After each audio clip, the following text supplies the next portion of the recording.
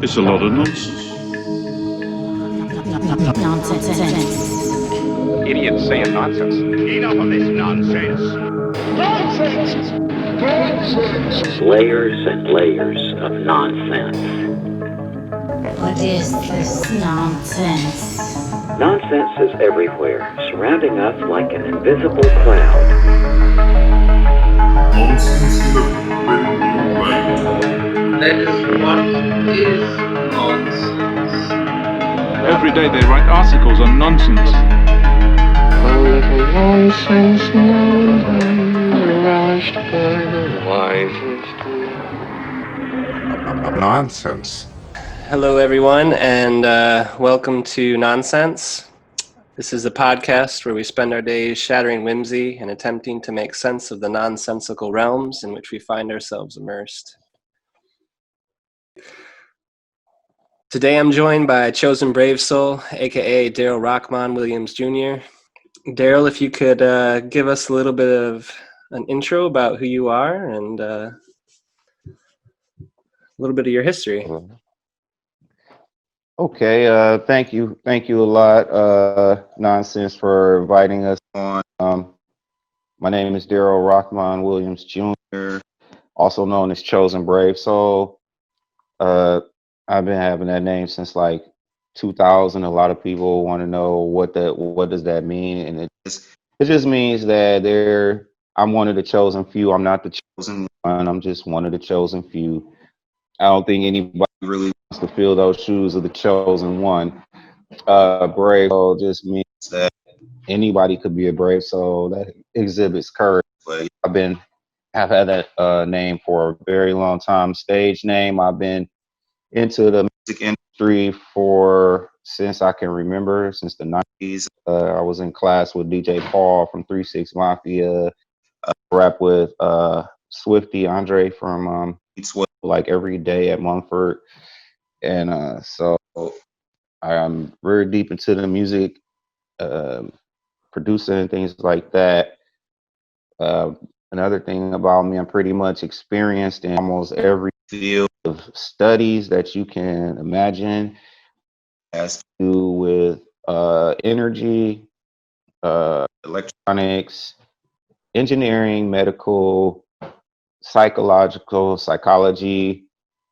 just a lot of things. If you could think about it, I've been involved in it at some point. Something that I've contributed already is one of the first people who invited Phil City kids into the workplace when they changed the law and said that you had to have high school credits to graduate. I built the first library in Grand Rapids Job Corps, where I ultimately graduated from. Started my first LLC around 23 years old. My first $1 million. Working for Johnny King as a co-owner for a cleaner franchise. Before then, I had been in the streets with as an orphan. Also, I've been in the streets as an orphan, making money out there, seeing how many politicians are involved in all of these things that's going on, world trafficking, everything like that. So my experience with life itself is basically my resume. So I have to have a few pages or specific titles to write my resume under because it's so extensive. But that's about it. I advocate I advocate for the youth. I support all youth. I say for short, and I've been running that for about 3 years now. So Awesome. excuse me, everybody. Awesome. Well, thank you for joining us. I'm a little sinus trouble here. Yeah, no worries. Oh man, I need some medicine. Just got some meds before I started. Hold up. All right. Sorry about that. Yeah, no worries. I should have got some medicine before I started. Um, cool. Well, thanks for So being on the how show. did that come out? Good. Yeah, that's good. Cool. Um, yeah, thanks for being on the show. Thanks for being a part of this. I guess we can start it off here. Thanks for having me. Yeah, definitely. You had mentioned talking a little bit about validity, and I'd be curious to hear a little bit more about what you see going on in the world as far as validity is concerned, having to do with social media, politics, all of these types of things. They're now merging, it seems, through social media, through the internet, and these types of things. And you had mentioned that as time goes on, it seems that the validity of these social media influencers and I'm even seeing it in Hollywood and stuff, like people are starting to lose faith and they're starting to put their faith more so in these larger political organizations and things like that. So I'd love to hear more about your thoughts on that. Well, it's interesting. It's very interesting the basis of media itself. Um, if we just recognize the beginning of media, where did it start? Who put the money behind media, behind printed press, behind the mass telecommunications, behind the telegraph, before telephone? You know about that? Mm-hmm. Okay, yeah. So we if for those who know, like people, more people than I can imagine are not familiar with the fact that we use trust with strangers to basically accept the world outside of our homes and accept the excuses of why we live the way we live, because we have to use trust. And we had limited communications with trade in order to, sustain society at the level of basic human needs. So we needed to use the telegraph, we needed to use the ping carriers, written language, and you'd be surprised why people are in power and how the masses of the populations that are pre-industrial were completely illiterate, and the only literate people were rulers, which is how they remained in power over all these years, because it's very, very slow to get a literate population at all, that understands more than anything outside their community. So the population may be literate in their community, but as far as being literate across, the board outside of the community, only people that are literate were people in power. So let's go to the printing press. Like, you have to understand who rules that still. It has never changed hands. The telephone communications or the telegraph or anything along those lines are all military and still run by the same thing. Radio run by Central Intelligence Agency. And actually, Obama wrote propaganda into law to make it illegal, because the propaganda machine since the World War II or before has never stopped. Would they? Why would they give up total control of the influence of the psychology of the masses? So the validity is absolutely invalid when it comes to like spaces like Facebook, news, uh, radio stations, TV. Anyone from the top down is the same rulership that the people were told that we escaped. That has been over, and this is a free world, a democracy, a thinking, legitimate situation, and it's completely the opposite. That's why the psychology of anyone challenging even their validity, we're called something our names. We are discarded. You know what I mean? The same way, you would come to someone's house claiming validity over their house and they would just say, discard you because they're so wrapped up psychologically and depending on these people who are telling them they're free. And there's and I don't understand. I don't really understand. Do you ever wonder that why people uh who challenge the lies that we live are just discarded? I mean, is it going to destroy society or something like that to say we can fix society? That's going to destroy us? You know what I mean? Yeah. Does that make sense? Like, Well, and it even goes back to like I couldn't hear you. well, it even goes back to can you hear me? Yeah, I It can hear you now. goes back to the early 1900s, even when they said that I read a statistic that something like 99% of the American population. Probably I'm talking to the mic because it's probably the mic. Like, I think that's what it is. Is that better? If you go out again, go ahead, give it a try. See Okay. what happens. Well, I was saying that back in the early 1900s, America actually had a literacy rate that was incredibly high. But the large, I hate to use these names, but like Rockefeller and Rothschilds, they come in and they essentially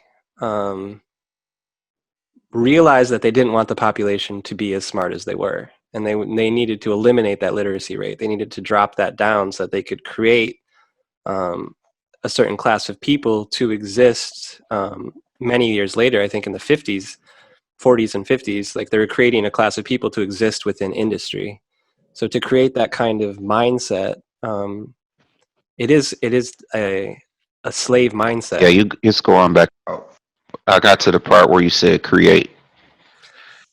So they were trying to create essentially what I think is a slave mindset, like a psychology of how can you create layers of traps for the minds of people, and then you do it even further when you introduce terms like conspiracy theorists in the 70s, where they wanted to create these terms where it would discredit anyone who was going against the main narratives. And I think this is in part because if people were smart enough, if they were aware of what was really happening, they would actually take control and take ownerships of their lives in ways that they don't want to happen, because if that happens, then they essentially lose all power. So I think it's definitely in part like due to that power struggle, that desire for power, that desire to keep people in that kind of submissive state. Exactly. Because as communication grows, the world began to shrink, and they were thinking ahead. Like, the world is shrinking, and people are going to realize that ownership of land and things like that would be to the advantage, and they would probably, disperse among the almost totally endless landmass. I mean, endless as in comparison to what a person requires for basic needs. And they would be like, there's no control there. Then we have another breakaway society, like they are a breakaway society. And they're using, like I said, the technology to keep people like farm animals, smart enough to serve them their purpose, but not educated enough to serve self-determination if they decided to use the resource they were born freely to use. So we can keep this shade going of what is it called? There's a charade going of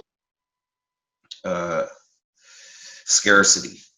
Mm-hmm. Yeah, scarcity is like big charade going. We have abundant waters. We have abundant land above, beneath the earth.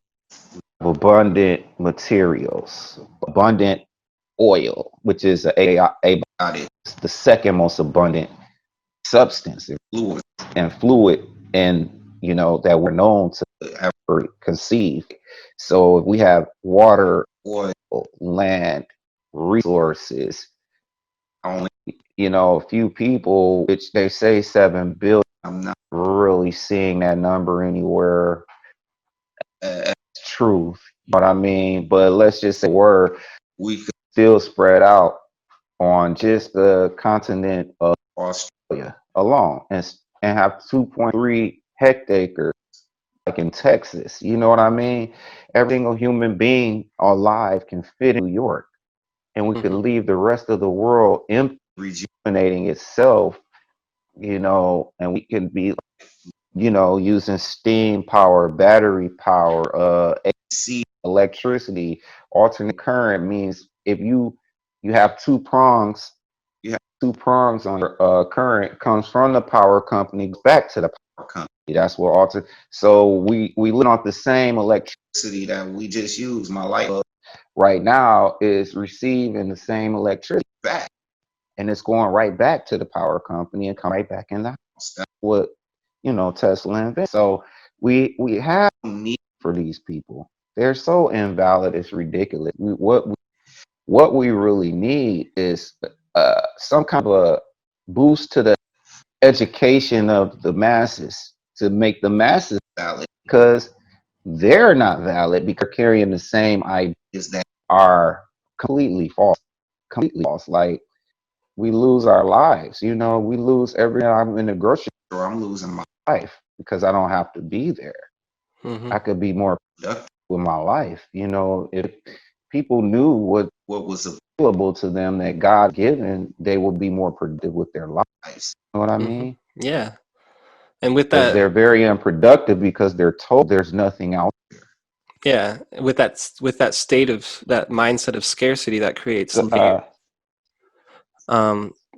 layers of other issues. Slavery, yeah. Yeah, and it When you think creates, it's not enough, you do anything for a bowl of chili. yeah, it creates that gang mentality. It creates the combative mindset that exists in a lot of people. Right. And that's not the state. That's not our natural state by any means, in my opinion. But as we, I guess, move into a more abundant world, we need to psychologically recondition ourselves. Like you're saying, we need that education because we need to be able to understand on a deeper level what it really means to be human. Because we've been sold a bag of lies for many years, hundreds, if not thousands of years. And then it gets into another thing as well, is that we've been sold a lot of false histories. And that through those selling of these false narratives and through that social conditioning, through that cult of culture, it seems that we tend to perpetuate these kind of slave mindsets through our music, through our films, through everything that we create as a society. And I think that's a big issue. And I think that's something that a lot of people are recognizing even now with a lot of what's going on in the world. They're realizing what's really important to them, or starting to anyway. But it is a really big problem, I think, that I don't really have the answers for, but I like that we're able to explore these topics because it's important that we're able to create an awareness around it so that we can start to have the right conversations, to be able to expand our minds into that mindset of abundance, which is where we really live. I've always liked this analogy of, like, if you see somebody in an apple orchard like hoarding a bunch of apples, you look at them like a fool. Like what are you doing? You're surrounded by apple trees. Like, why are you hoarding all these apples? And I feel like that's what we have to recognize, is that we're all these fools hoarding all these apples in this abundant apple orchard that's all around us. And it's just like, what are you doing? Like, come on. Wake up and open your eyes and look around. Like, you're surrounded by trees. Yeah, that's a great analogy. And USA, we perpetuate. Yeah, it's like a machine. We self-perpetuate the narrative as if it's out of love, actually. Like, we love our children enough to let them know, go to school, get a job, save your money, because it's out of love. It's like, this is how, we have bad information. If we would not perpetuate that, if we had like proper information and like sitting right there. But when you think you know, you think and I think I solved that problem. I think when you speak, I can mute my mic, and then yours was coming through pretty clear. But Oh, cool. yeah, it's perpetuating machine. I'll call it a machine. Anything that operates on its own by remote control and machine. Real. I don't like if I was to get this like as a machine or something like, and it's going out of business. We need some more savvy management to be able to make decisions to keep the machine running, better than it is now. So yeah, man, if we all have some good information, I think everything will be all right. And since it's in the point where these things are kind of embedded in people, I don't have any solutions right now. I mean, there's a think tank that can go ahead and think about that, but there's no one really even talking about it or having a conversation about the abundance. We are, like you said, in a big apple orchard full of apple trees, or hoarding apples, surrounded by resources, just hoarding and trampling people, running them over to get to resources that are all around us everywhere. Yeah. And it's sad, really. I mean, I don't know. I do know I'm a fan of, I don't know if you're familiar with Charles Eisenstein's work, but he talks a lot about what he refers to as the sharing economies, and how we can rebuild economies from a more mindful, holistic approach. And I think that's something that a lot of people need to be aware of, and like that we need to be able to explore these types of things. But a lot of it gets into the issues too. Again, it's like going back into the printing press and the radio and these types of things. There was a group in France in the 70s called the Situationists. A guy named Guy Debord, he wrote a book called The Society of the Spectacle. And it kind of talks about how society becomes its own spectacle, and we get kind of caught up in these self-perpetuating loops. That, like, at first it was the radio, then it became television, and now it's become social media and the internet. Is that we get trapped in our own cultural echo chambers. And then as a result, that creates kind of the frameworks for how we think and how we perceive ourselves within the larger system. And I think at the very core of that, even, I've always had this theory about language itself kind of being that initial trap that kind of pushed us into this duality. Like, it pushed us into this experience, like, to be able to linguistically understand that there's good and bad, that there's up and down, that there's red and blue, black and white, whatever it may be. That's created a lot of division, but division isn't always bad. Like, sometimes I feel like it can be a good thing, because it causes us to be able to grow and learn through that division. But if we're not able to grow and learn because we don't have the proper information, it makes it really hard to evolve. It's Exactly, because to me, personally, life is not a deal. Like, you know, especially for the fool. You know what I mean? For the fool, the psychology of like being, like the psychology like being a fool, a person who is about sensation.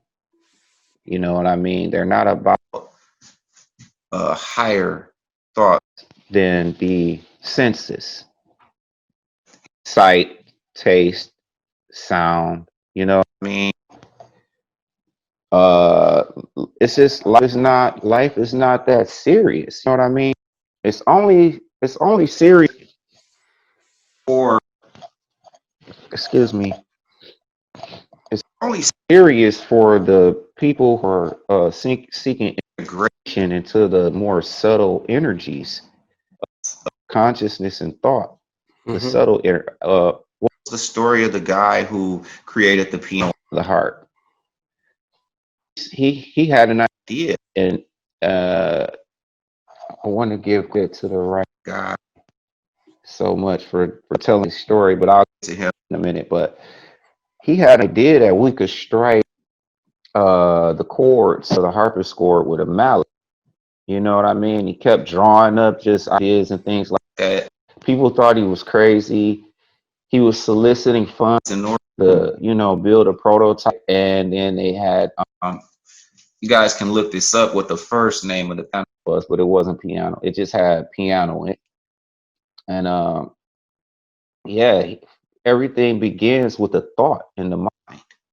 Everything. I mean, we would not have piano right now if this guy hadn't said, "Oh my God, we could strike these, and we can have, a beautiful combination of sounds if we could strike these strings with the mallet." Okay, so people that are striving for the more subtle things outside of just the taste, touch, sight, sensation. You know what I mean? Uh, we are the only ones that really take life serious. You know what I mean? These people are good out here, man. They're okay. What is the guy? He wanted to go back in the Matrix. He just to eat steak. Mhm. You know what I mean? Yeah. And be semi-famous. So everyone is not taking life serious because suspect everyone. One of the first thoughts ever in my head was that you are all powerful. You don't have to eat. You don't have to. You don't have to do this. You don't have to do that. But I mean, that's one of my early thoughts around 6 or 7 years old, that I was all powerful. So people know. I mean, as a 6-year-old or 7-year-old, you say to yourself, how would you think that? And so you say, who are you talking to? You know what I mean? And I'm Mhm. like, I'm looking around my world and I'm like, all of you gotta know. Everybody gotta know. So everybody is here doing their own thing. You know what I mean? As far as I'm concerned, but as a group, you have a lot of them who are just unconcerned. You know what I mean? And only those concerned with the more subtle control, which is the thought, the control mechanism thought. And those are subtle because you can't see them. You can't feel them. You can't feel a thought. You can only experience it as a non-separation of what you're thinking. You become that in that thought. So you don't feel anything, you just experience it. So the people who are not on that level and they just want to use the lower uh what is I won't say default, like a baby. The Mhm. default, the baby cries, he's wet, he's feeling his diaper, he's feeling his tummy hungry and things like that. Never expand beyond that. Mhm. So that's why I don't think people, are taking life serious as we do at all. So, that's why I wanted to approach this interview like a family conversation, like people who are into the more subtle thoughts and things like that, and not so much as a formative, what is it called? An editorial on telling people on what they can do. You know what I mean? Because these things are built in within us. No one told us to do this. Yeah. You know what I mean? Nobody told us to think higher, think bigger, and if they did, then we probably like, man, we're not thinking big enough because we're thinking higher already. Maybe we need to turn it up a little bit, but it never really influenced us to be this way already. Mm-hmm. So yeah, I just wanted to throw that out there. Well, I've always wondered, kind of like, people don't take life serious and never will. So that's why that's why I'm glad we did this, because it is, people was like, I don't want to do it. Kaden was like, oh, the hell with that, it's too little too late. And I'm like, well, this is really just for us, really. Yeah, exactly. The masses can come across it and everything, but this is really for us. When we do too much for them and they don't even take life serious and pretend to be asleep, then because they're not worried, they like, we'll waste this life away and we'll give them back. Feel me? These are things that need to be like, I'm going to keep coming back and assisting humanity along the way. You know what I mean? I'm going to keep returning back here. I made a decision already a long time ago, until humanity is liberated of themselves. I'm here to have an experience. Yeah. And, put my subtleties to the test also. So I'm still growing. I'm just at a different level than the average person when it comes to having life purpose. Mm-hmm. I'm just in a different spot, and having a purpose. You know what I mean? My life purpose is over here trying to for pioneering, and people are, back there. I'm not gonna, take them too seriously. You know what I mean? Off my arms and lose my energy, because I don't even feel like I'm on the path when I be trying to drag people up my hill. Yeah. I feel like I lost my way to do that. So just really here to do me and focus on me, and that's what they're doing. Yeah, you can only live through example. Yep. So what you think? What do you think? Like, do you ever see it as there's powerful forces that are separate, going in opposite directions than where we trying to go? And I feel like, what do you think? I feel like that is exactly the reason why those forces are powerful, because that's what they were born to do. I just feel it. I feel it. I can see the logic and the math all come together. You don't fight a train with a train. Just get out the way of the train, and get on your track. Yeah. You take your train around the mountain while they struggle to chicka up the hill. They going straight up, but we subtly go around and up. As we subtly go, we don't even feel the ascension like that. Mm-hmm. It pops into our mind all of a sudden. One day I had this negative outlook, and like the next day, like, bam, and we call it downloads. We got a download. People like, what the hell is that? Like, they just stop listening. But I have a aha moment, you know what I mean? And I'm like, wow, that just sorted itself. I was going over this problem for years, and just in the blink of an eye, it was solved. And it's like, we're going around, and they're just going up the mountain. You have when they slide all the way back down. We just looking down like, we got to go down and pull these people up. Now you off your mission. You feel it. Yeah. And that's why Kaden like, oh man, I don't know about these people. And I'm like, he's absolutely right. Agree with. Yeah, I mean, it's true. There's, and I don't know, it's tricky for me personally. I feel like all you can do is live through example, but then again, I'm going back to like what you're saying is like, we didn't necessarily ask for this. We just know this is just who we are. And that's weird for me too. It's like, I didn't do anything differently than anyone else necessarily. It's like, what, and maybe in some past lives or some other ways I have, but in this reality currently, it's like, oh, what makes me special? Nothing really. It's like everyone else has this within them. The ability to see it, to tap into it, it's there for everyone. And it does kind of get conditioned out of us, you know, like you're saying, there are powers that are on their track that know that their track is to create chaos, essentially. And whether that's chaos magic or using these different forms of things to, like language even, to separate people from their own awareness of themselves and from their own humanity.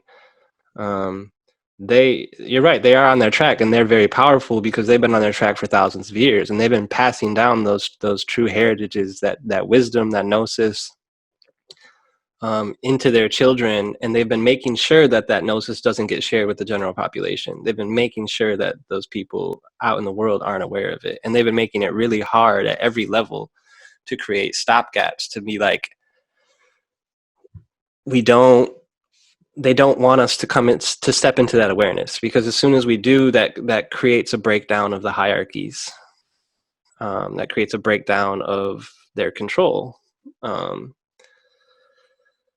that's the way I see it, sometimes they come for us just the way we come for them, and like the more they come for us, the more it weakens them, and that's why I think that there is a very much organized hierarchy at the top, pulling strings because they don't want to weaken themselves. They not to come for us, and part of their ideology and rules. If you kind of read Rothschild and Rockefeller's writing and their philosophy, things like that, or that top organization, I suspect, is there to have writings, and part of their mantra is that, you know, if you make a big summary out of it, is not to even come for us, you know, we'll fall coming for them, you know what I mean? Because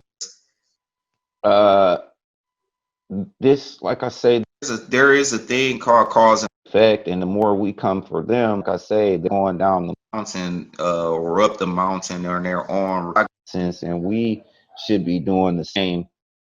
You know what I mean? And as long as we entangle ourselves with each other, and I think that we be energetically losing and mathematically impossible to achieve anything that we imagine. And like you said, they come after the imagination.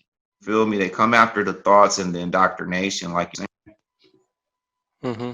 I think that's what you were saying. You were saying like come after your mind, like you know, passing down ideologies and things like that, and see it as very alarming. You know what I mean? Mm-hmm. And sometimes we be like, we got to do something about that. You know what I mean? But basically, once you already see alarms, you've already done something about it. And now we are, you know what I mean? We can't usurp their energies.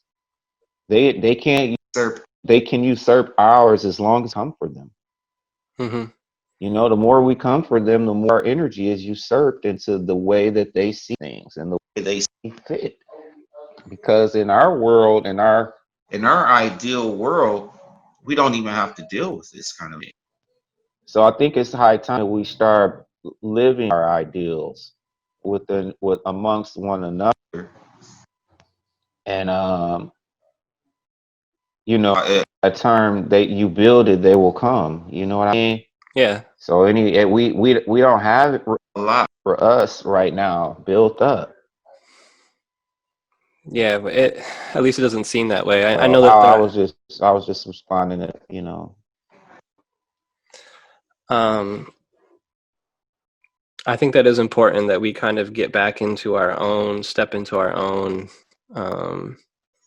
That's something I've even been dealing with personally, where it's like I'm recognizing that, okay, now it's time to really start to put myself out there and just lead by example, and then create things locally too. I think it's really important that we start to think about our friends, our families, the people around us, our immediate circles, and then you create that influence in the smaller spheres, and as a result, it's like it's that energy, that frequency, that thought, those patterns, that's quantum entangled to other areas of the world, you know. And as we all kind of are able to uplift ourselves, that in a sense, uplifts other layers of the quantum fractal reality, essentially, in my opinion. And I think that's really important. So it's like we can just lead through that example, and as a result, we start to create these little frequency jumps and these little blips in the radar that then start to become more and more frequent, and they start to just grow. And like you're saying, we just slowly are working our way up. We're not on a incline like everyone else, but it's taking us longer because we're being more intentional with the things that we're having to do. And I think that's really important. And I think that's something that, again, brings me back to education and to history and to understanding our real histories and to understanding what's really going on. And even for myself, it's taken a lot of learning. Like I've had to do a lot of reading. I've had to do a lot of soul searching, so to speak, and diving inward to further understand the external world. And I see a lot of people are starting to do that more and more.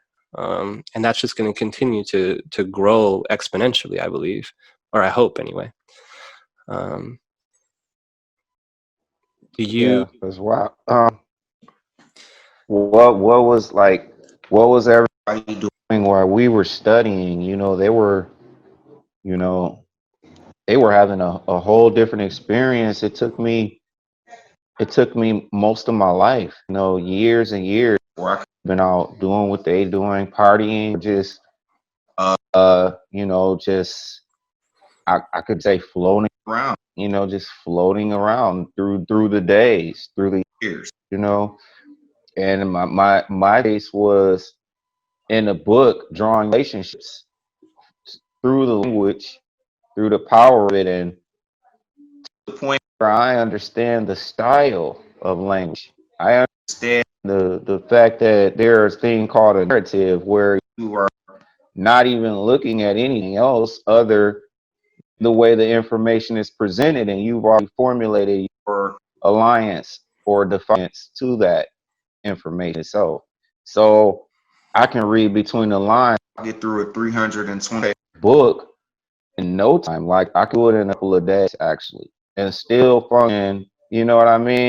Mm-hmm. In society and things like that, because 10,000 or more books, including rereads and repeats, because I did subject myself to something more than once to see it a different way. So yeah, we've already committed early in life. You know what I mean? Mm-hmm. So this thing called a conscious community or whatever, who wants to influence people to behave in a way that habitually, it's almost impossible without being put into a re-education camp. You know what I'm saying? Yeah. Because they're not even acclimated to being as productive as possible with the energy and their time. Yeah, it's true. I feel like part of that stems from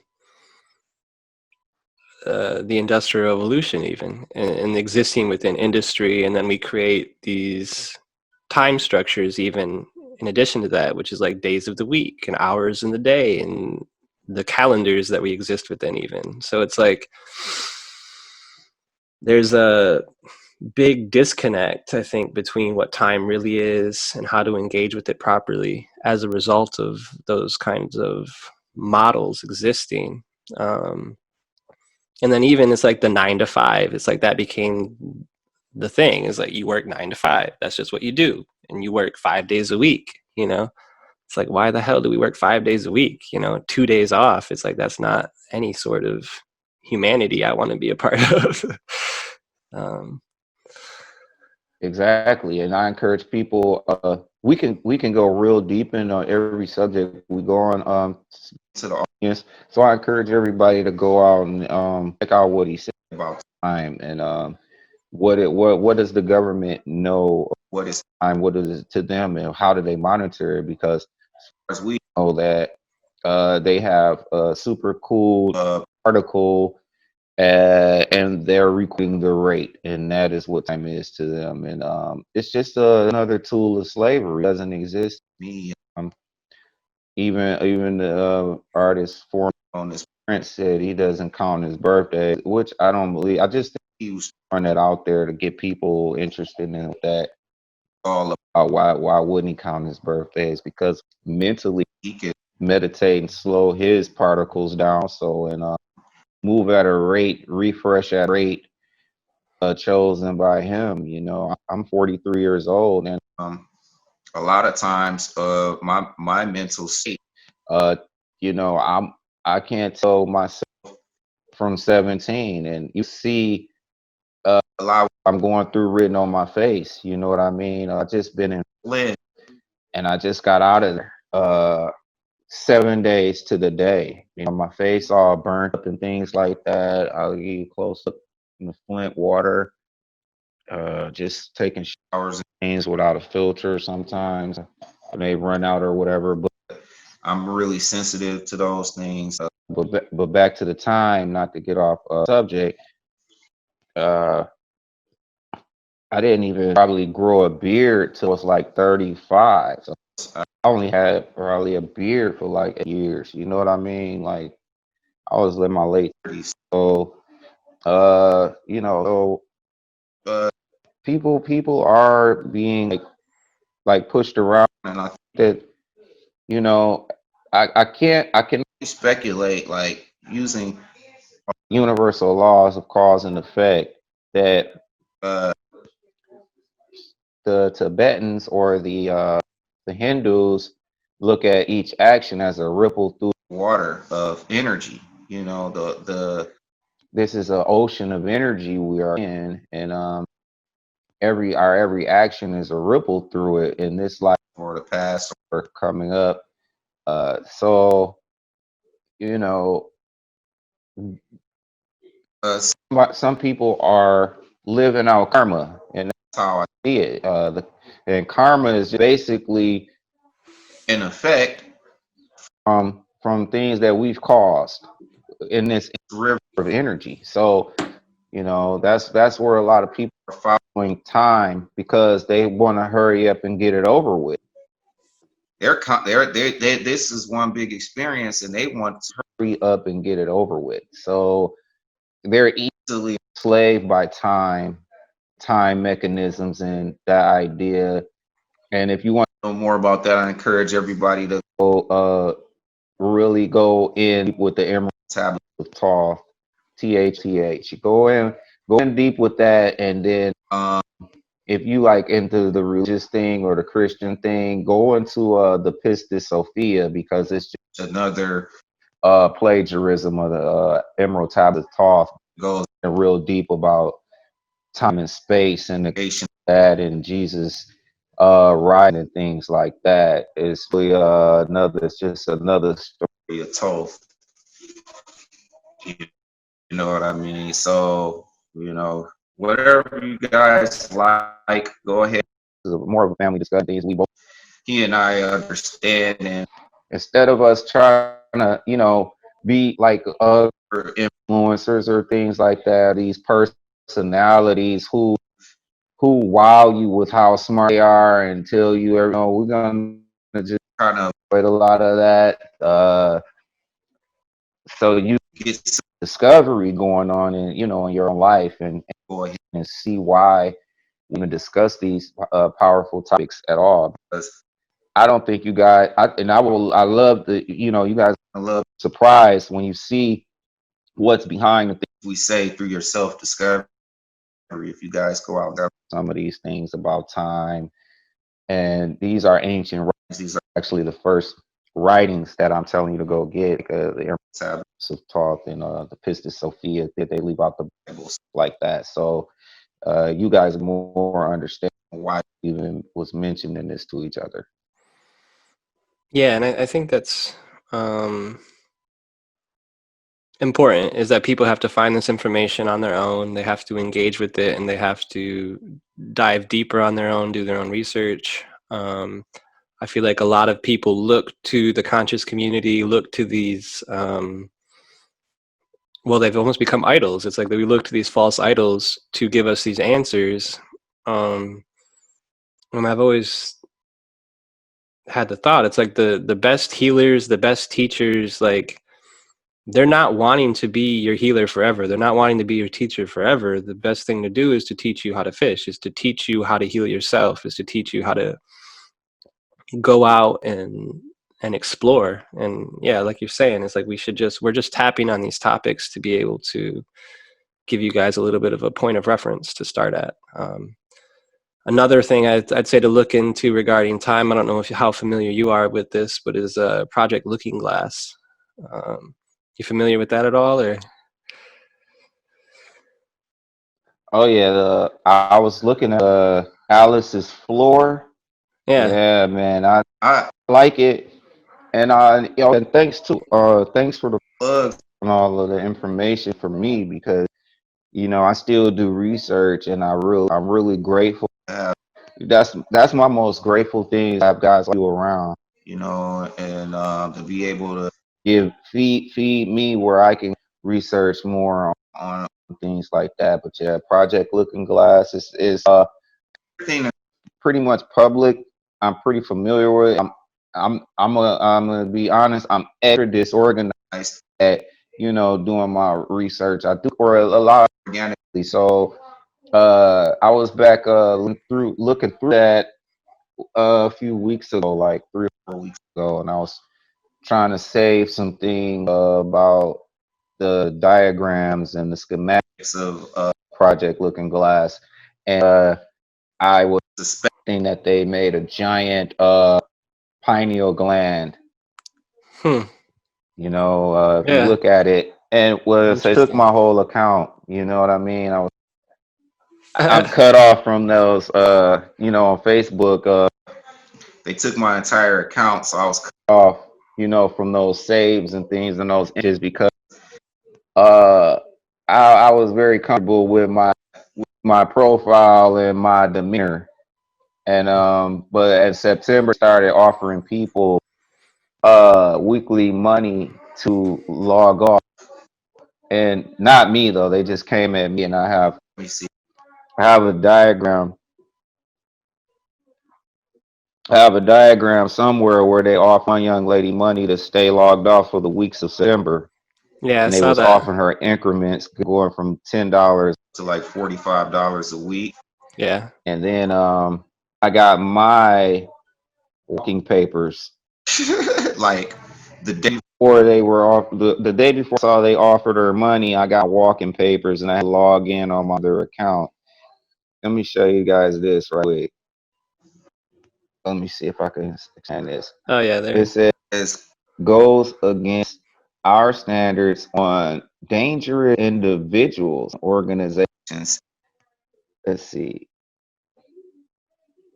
Reviewing your information. They took my ID at the same time. This may take longer than usual. Your account is disabled. And finally, they just like agreed that something is dangerous about me. And like I said, I don't even understand any of that. There's zero context saves my connections, and with zero explanation. And so people who are experiencing this, just go ahead and go through the Better Business Bureau and contact Consumers Protection. Those are the people that bother with it right now, but they have people hold Facebook as a company, as a corporation, accountable for their mistreatment of the users, and destroying or stealing content and locking them away from their content. There's no such thing as community standards. Let's just get that straight. You know what I mean? Community standards does not exist, because nobody knows what that means. Nobody knows what that means. You're interacting with your friends the way it's advertised. The way it's advertised, you are connecting across the world, across the platform. And you cannot advertise that. They're going to have to start advertising community standards. So I encourage everyone who has the time to go and contact the Better Business Bureau and let them know of the abuse that is being performed against you. They're advertising of what their platform is versus what it really is. Yeah. Consumers protection also will hold them accountable and offer compensation if you ask for it. Yeah, let's get into that a little bit. Let's talk a little bit about It's real out here, man. They don't. It's really real out here. I forgot how we even got to that part. well, let's talk about censorship. Like Conversation. that's going on pretty heavy right now. We're seeing that across the board, with Facebook, with Twitter, with all of these, with YouTube, with all these large companies. They're doing a lot of censorship. And to me, I kind of find it funny. It's like you start to censor things, and in a sense, it makes it more valid. It gives a layer of validity to it, because it's like, why wouldn't you want this information out there? It's like, if you don't want this information out there, there must be a reason. And it's not that it's just lies, because there's lies all over the place. It's that there's truth in it, you know? So I think that's why they're doing it. And it's something that we've kind of all seen coming, you know? But I think as a result, we will see things like Facebook and Twitter start to dwindle in popularity as new, like blockchain-backed ecosystems start to come into the picture. So, yeah, I mean, what are your thoughts on that? Do you see blockchain as being a solution for censorship, or do you see it as being another layer of issues that could potentially unravel? I see it as twofold because though this is kind of where we all are really on what is the nature of reality. How many layers in this electronic matrix are we in? You know what I mean? Before we get to the ultimate pure energy of what's running all of this consciousness and everything. So it's kind of twofold on this. On one hand, it's just natural evolution outside, or just a natural evolution deeper into it, another layer. You know, as far as the quantum and the computer and the artificial intelligence, and what did you say earlier? The blockchain? Like your exact words with the You just muted yourself. because when I mute, I can hear you. Oh, okay. I was just talking about the blockchain and how it could be a potential solution for a lot of the censorship. Okay, yeah, the blockchain, that's what's in mind. The blockchain. Okay, so it is definitely a solution, but is it just a doorway deeper into another of the matrix? That's the twofold. Because yes, Yeah. What is it? lbry.com. I mean .org. lbry. You get paid for your content, and your content viewers are mining, money for you. So once we get deeper into the abuse of the technology, which is one of the main tools that is driving this runaway train, is the abuse of the technology. But the blockchain and even the virtual reality used correctly to solve most of the problems of the world. Like, we are at that level where most of the problems of the world are solved. It's who's driving the car.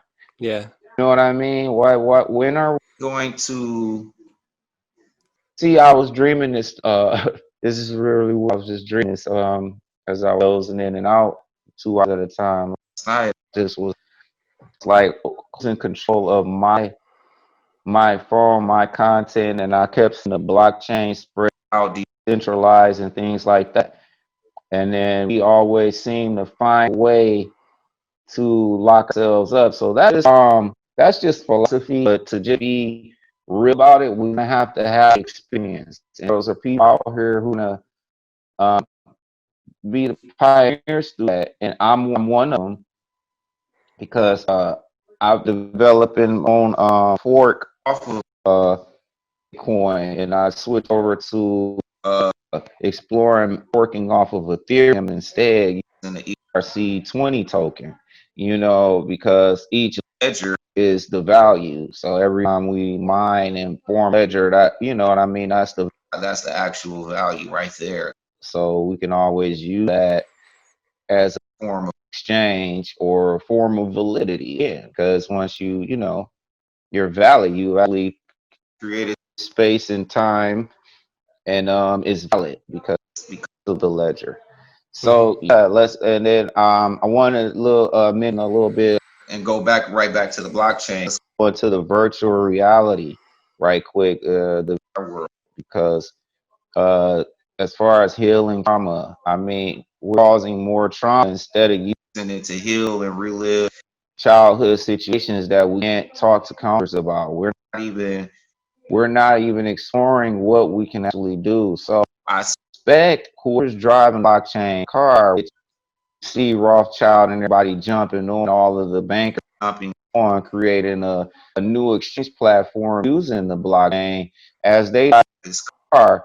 We don't know if they have dual books, like they always have double books. You know what I mean? They might have another whole blockchain book and running a simulation, and they can frame you. Like Yeah. you don't know who's driving the car. You feel me? So if they're running parallel blockchain, which is very much possible, it could be running 100,000 scenarios of that, and they will extract that data and plant it into reality.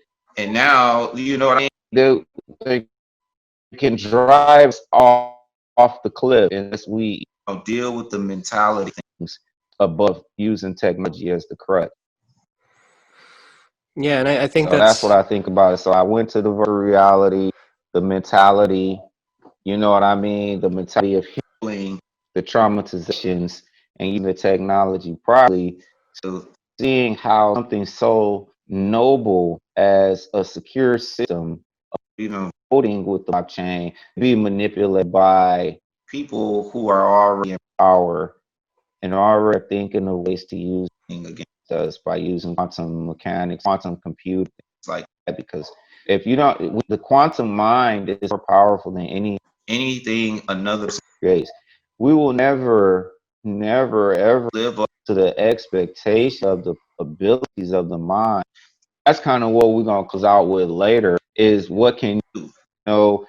Uh, I this want to talk about how we're gonna wrap it up later, but we still at the beginning, but we wrap it up later. I've been had this experience with a young lady whose birthday pretty close to mine. We've been eating the same thing. We've been uh, having the same campfire. We've been drinking the same thing. We've been quantum entangled this past month. You know what I mean?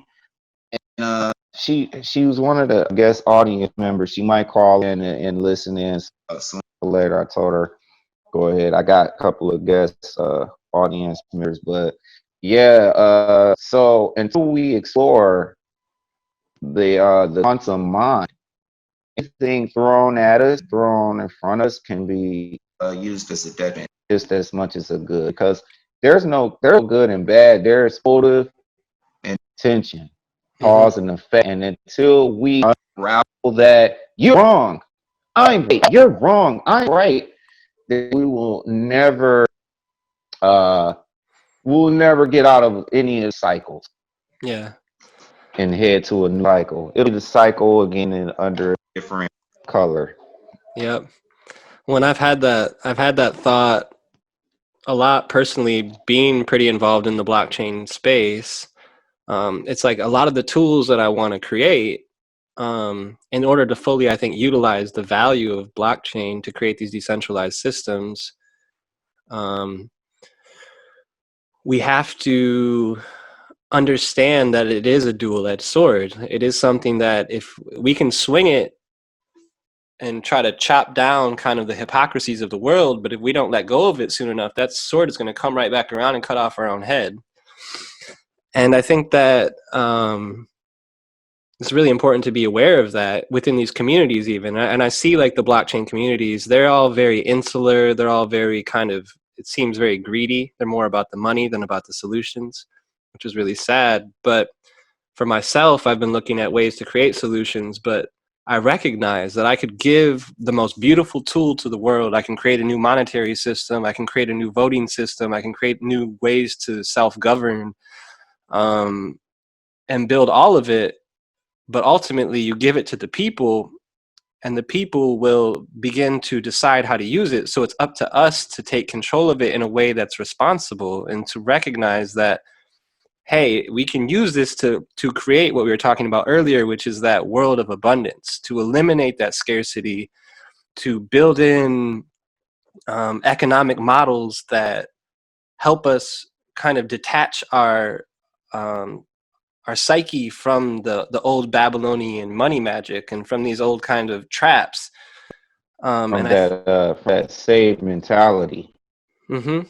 Yeah, and I think that we can do that through blockchain and through these different things. But again, it goes back to that, like, our minds are too easily co-opted at this moment. So it's like, even if we have the technology, even if we have the solutions in front of us, if we can't strengthen our inner standing and our inner voice and understand what it really means to be human, then we're going to get trapped right back in these systems even deeper, and it's going to be even harder to escape, because now everything's way more controlled, way more, it's on the blockchain, it's on the ledger, like it's now there for everyone to see. It creates that transparency, which can be a good thing. But if it's used against you, if you create if we get trapped again in that deeper layer, like you're saying, which is a pretty strong likelihood that may happen, then what? Then we're trapped even deeper, and then they start to introduce things like you're talking about, like the quantum computing, and then we get into neural nets and quantum AI and VR. Yeah, VR and AR. VR, the virtual, because right now it's so powerful. They can create reality. It's malleable right now.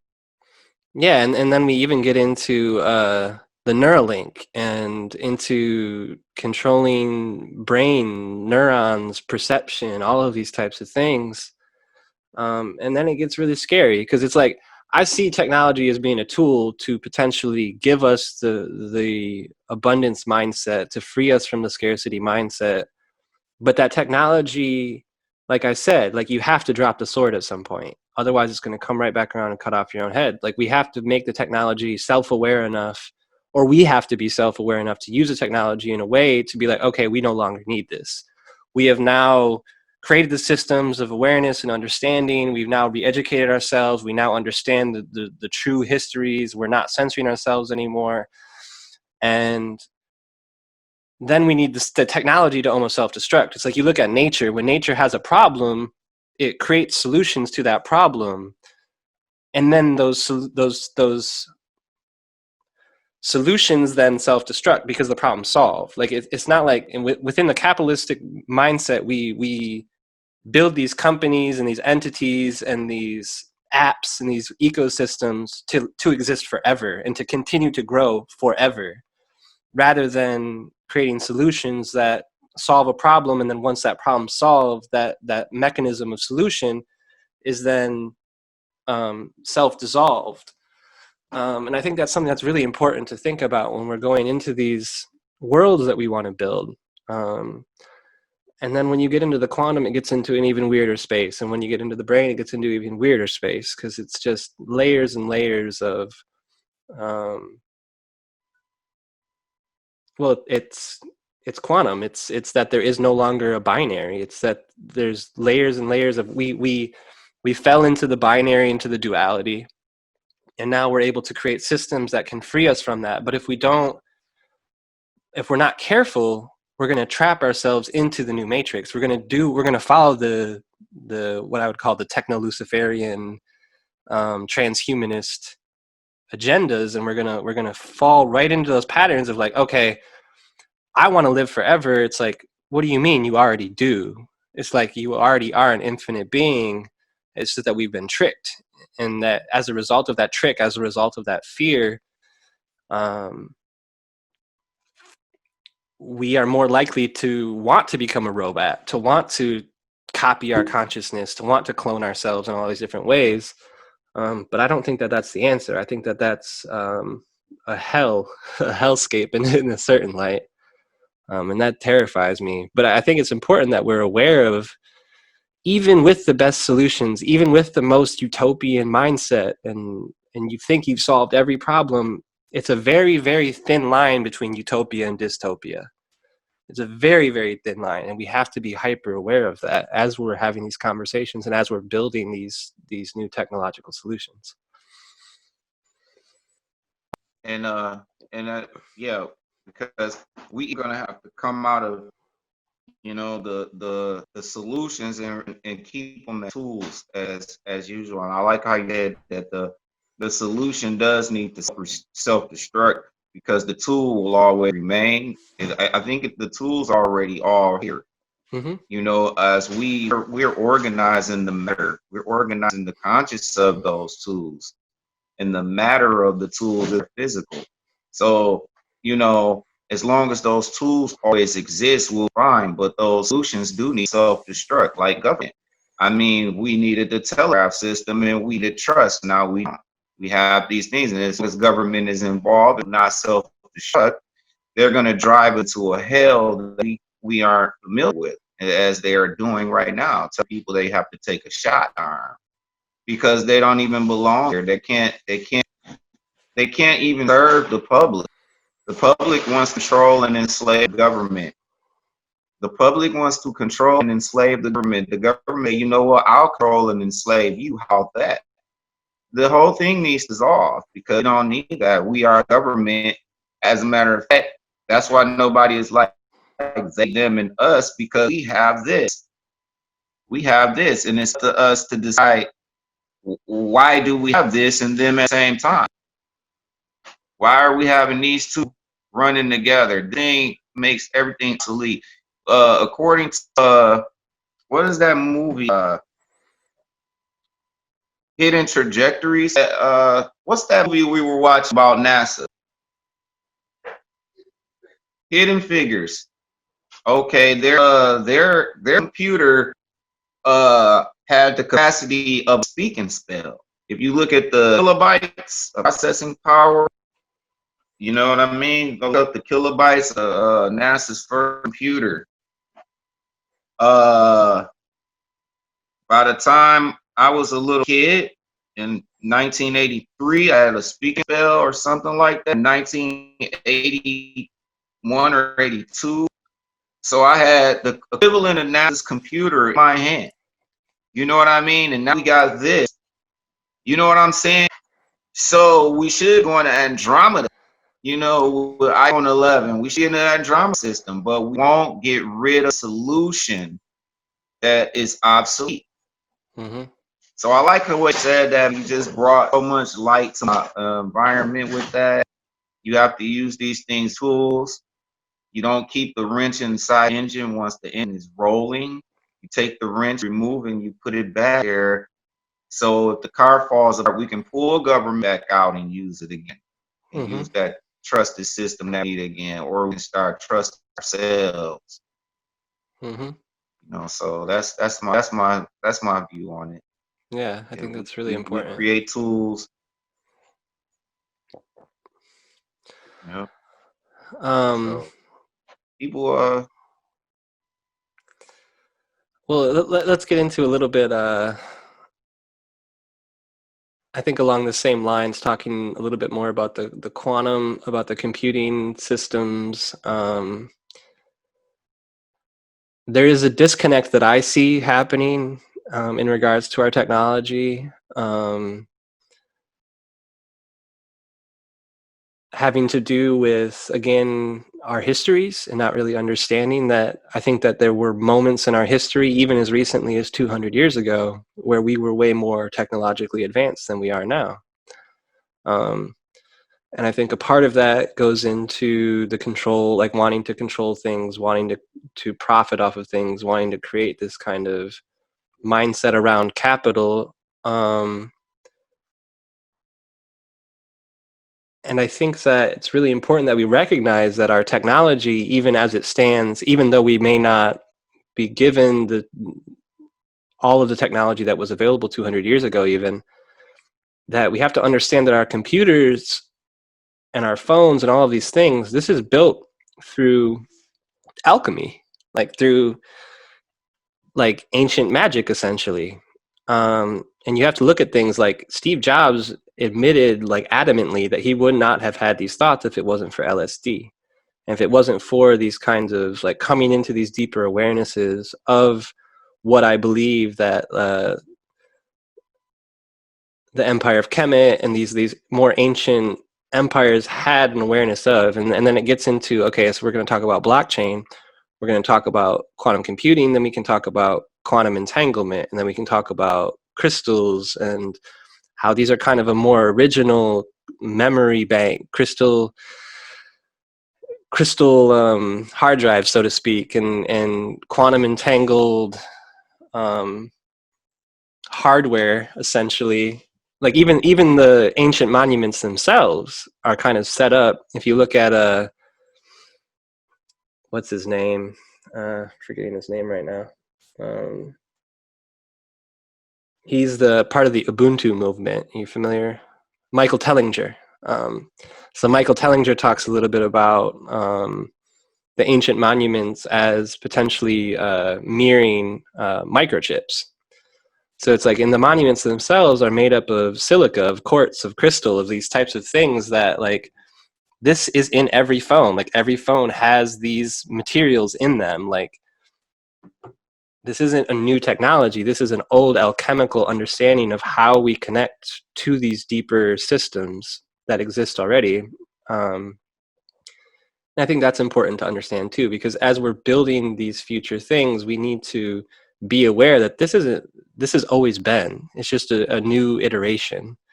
And even the cathedrals, they're based on the construction of the human body, the ribs and the seating in cathedrals and the temples of the temple of the body is always recreated on a macro scale, to just reiterate that the temple is the body. I feel where you come.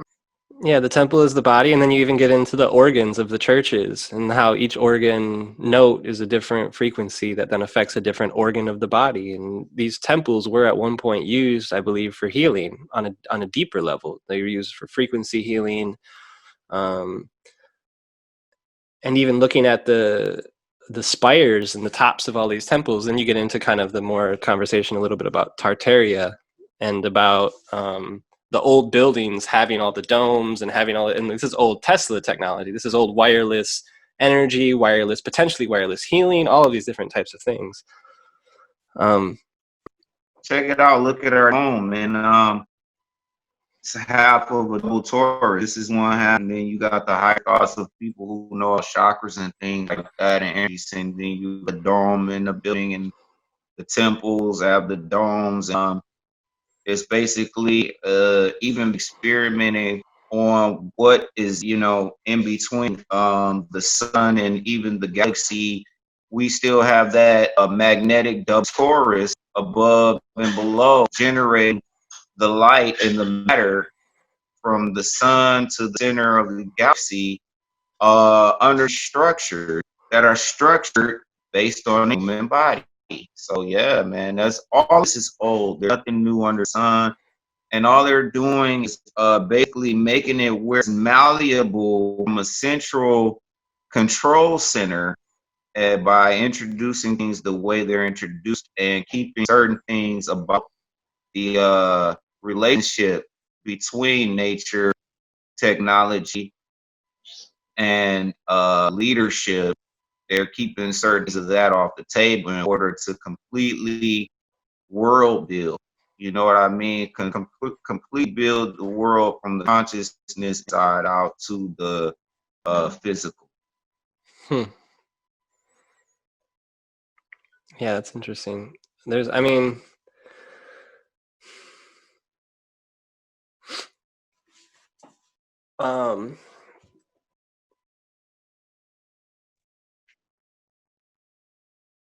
I guess when we break it down at the core, it's like everything is frequency. The vibration of atoms, the vibration of sound itself, you know. Um, True. We breaking medium. We're perturbing the medium. So my voice not traveling. My voice perturbs medium, and the medium perturbs itself until it gets to a receiver, which is a part of the medium itself. So you're receiving your earbuds, the microphone, our receivers in the medium, and as the medium perturbs itself at a refresh rate, then sound seems to transfer. But we perturb. These are perturbations. The sunlight is a perturbation of medium. Is from we have these fields of what is it called, plasma, because we're in the plasma universe. Most of everything in our body is plasma. Most everything above our head and the dome of our head in our world is plasma. And as those energies coalesce into a concentration, then you start, getting sunlight. I got a video for people, and I'm gonna go on my YouTube. We'll probably have to put it in a page or listed somewhere where you can see the experiment where we create sunlight on Earth, where we created using plasma, and then in the center, those two torus fields, those half domes. You have those domes look like both flipped upside down. You have a hole in the dome, and we use the plasma and we recreate the sun. The dolphins do it.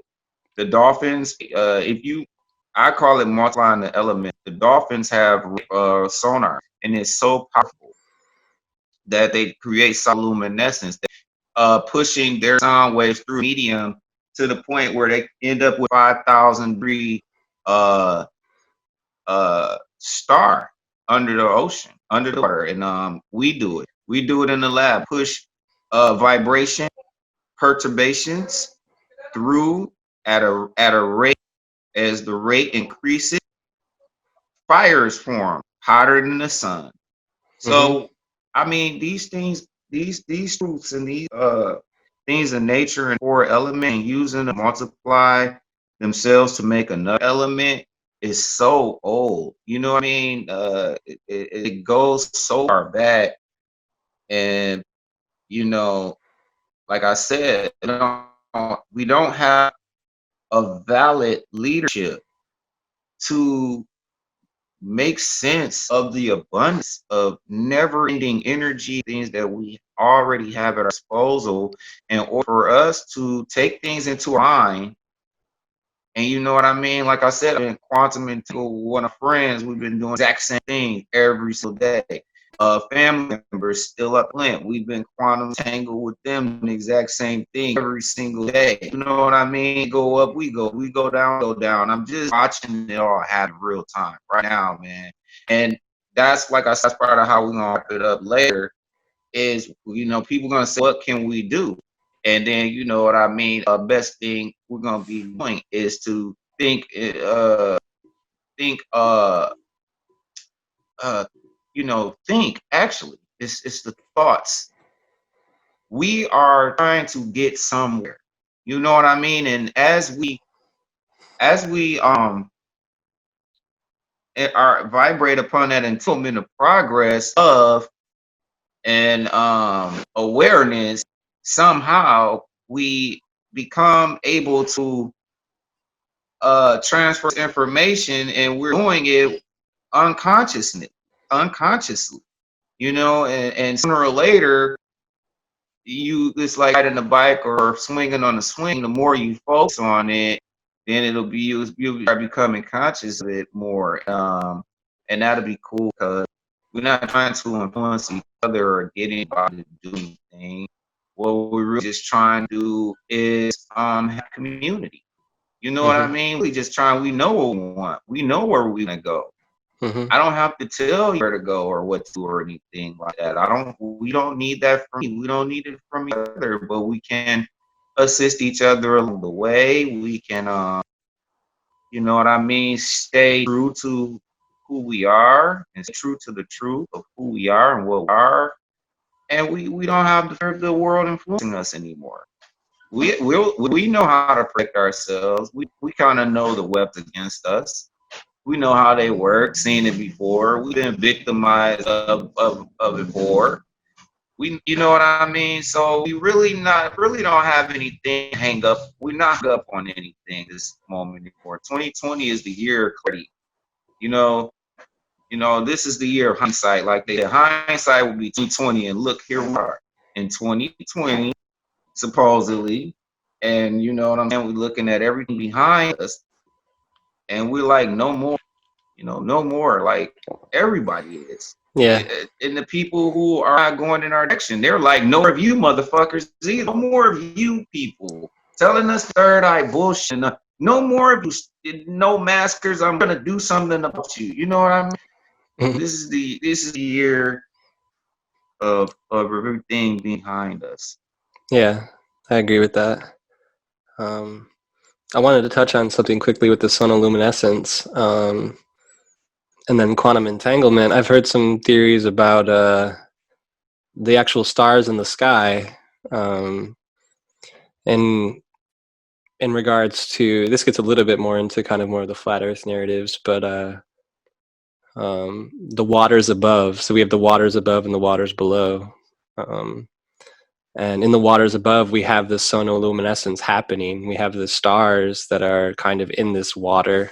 And I have heard theories that I'd love to hear your thoughts on this, that the stars are actually, and I know that Carl Sagan makes this reference that you're made of stardust, right? So I've heard this theory that the stars themselves, every star is actually a human. So that's actually you're quantum entangled to that energy source, to that sonoluminescent point in the sky.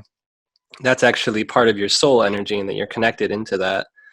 Um, have you heard anything about that, or are you? I'd love to hear your thoughts on that. Oh yeah, because we were just watching the shooting stars.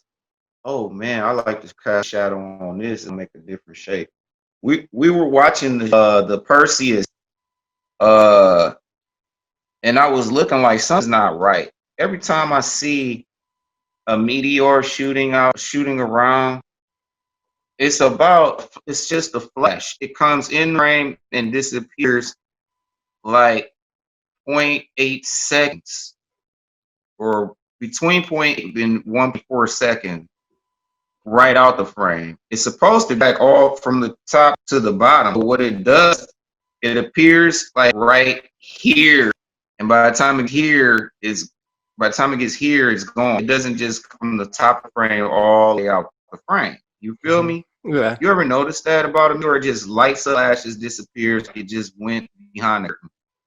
Yeah. Okay, I see that as the human beings, because that's the flash a woman has, and it's shaped like a sperm. Mm. So I see that as the human beings. I see the stars as the ascended beings. Mm-hmm.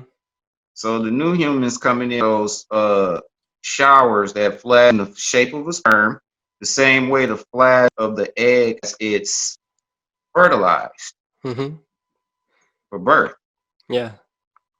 So that's I was interested you brought that up. And yeah, the I'm still in the air about the the interchangeability between there being space and those explosions, things like that. I think that we're missing terms, you Mm. know what I mean, to eliminate that, the the perversion that NASA uses of rocketing off space and stuff like that. They're perverting a lot, and people are using the interchangeability of the dome and the waters above with still having planets and things like that, like Saturn, Mars. You know what I mean? Mm-hmm. But I want to go to, excuse me. I want to go to a book called the World Occult, the World Beyond the Post, the Common Knowledge Science in 1939, 1958, with the year my granny was born, the year my mother was born, actually. It was common knowledge that every mess in the universe is connected by a land bridge. Like there's infinite horizons. People need to look at those statues in Egypt and see who's kneeling at three different levels, and who's sitting on the throne. And all of those are related to the horizon, which is the z-axis. And when you're in the plane, you're flying forward, you never approach the horizon. It's always in the same place, like it's running from you, right? Mm-hmm.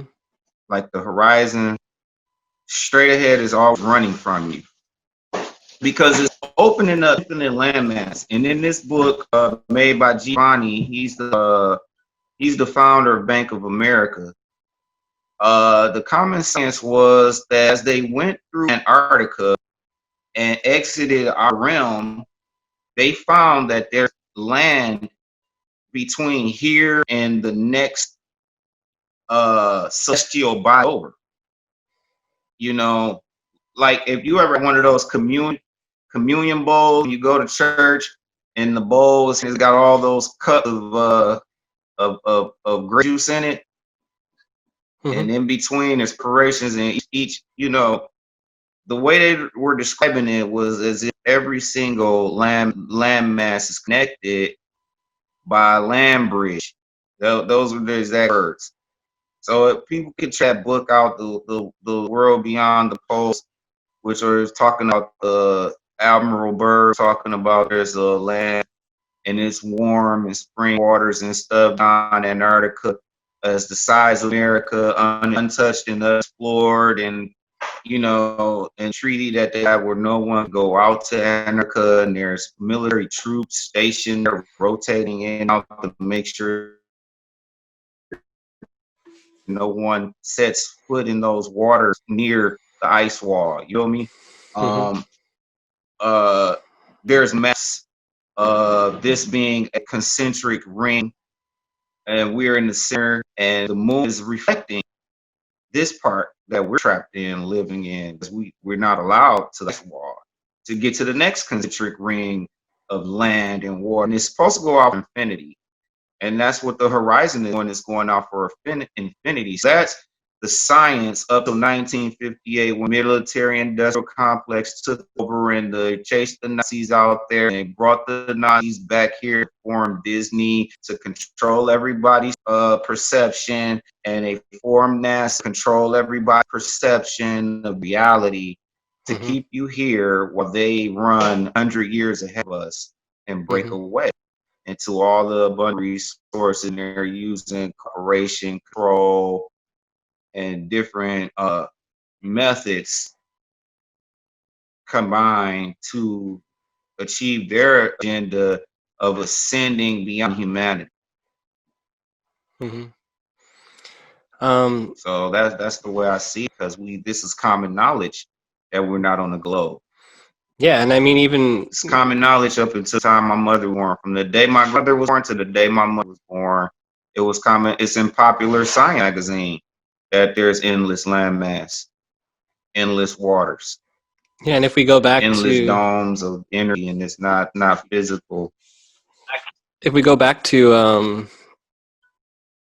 kind of what you're talking about, Hitler, and we even go back into these celestial bodies and the symbolism of these bodies and the awareness that Hitler had working with the Vril Society and the other people that he was working with that apparently came from, I forget what it was, the Green Hand or something. There was like a Tibetan monk group. But a lot of their teachings were based on a lot of the old alchemy, and a lot of the awareness even around these celestial bodies is linked way more so into entities. Like you have Saturn and Satan and Jupiter and Lucifer and these types of different things. And then you have Like those are, and those, if people don't understand what that is, those entities are archetypes. Mm-hmm. Yep. So you have these archetypes that people have known about for a very, very, very long time, and then you have the kind of reworking of history that happened not only in the early 1900s, but it happened gradually into the 1940s and 1950s as we kind of co-opted through Project Paperclip a lot of the Nazi scientists. And then you even look at NASA itself. A lot of the Jet Propulsion Laboratory itself was founded by Jack Parsons, and Jack Parsons was a student of all of this as well. And then you can get into Crowley and L. Ron Hubbard and all those guys. But it's pretty wild that if you just trace back these things, it starts to break apart very quickly, like the narratives, and once you're aware of the deeper meanings of things. So I think it's really key that everyone kind of looks into these different names and these different things that we're talking about, because you'll start to see how the narratives start to lose their validity and start to unweave. But yeah, I'd love to hear your thoughts a little bit about more of the details around kind of that lineage from Blavatsky and Hitler and Crowley and Parsons and all these people kind of leading into the modern chaos magic, the modern Hollywood, these types of things as well, because NASA is a part of that. Yeah. Let's talk about All right, I know that's a lot. the real society, NASA, Hitler. Part of the agenda kind of becomes clear when you really do a lot of reading on it, that this is the way it's being done is because it was decided on how to introduce this lost interaction with nature. Because I call it what they're doing to interact with nature, and it's lost. It was something occurred where all of it came to an end. We were riding this train, all came to all stop. They rediscovered some of those things that we used to thrive through nature, the alchemy, all that stuff. And so I see a lot of the way things been done as a way to reintroduce the relationship that we have and the abilities that we have with nature, because they're very much in tune with the possibilities. You know what I mean? If you look into what they're doing with the remote viewing, why does the real society depend heavily on women who aren't allowed to cut their hair? Why? And what's really going on behind the scenes?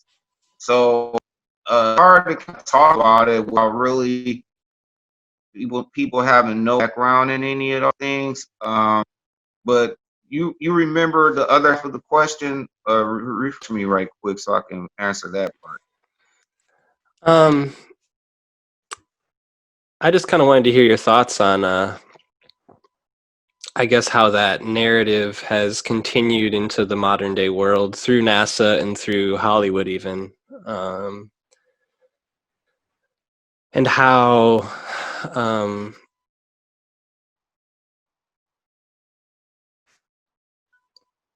I don't know, I guess how that's kind of influenced the modern narratives of space, of technology, of culture in general. Like I know it's a pretty broad topic and there's a lot to it, but I'd just love to hear kind of your thoughts of how it's permeated through, starting with NASA and starting with those kind of earlier days when you have things like theories like Kubrick shooting the moon landings and things like this.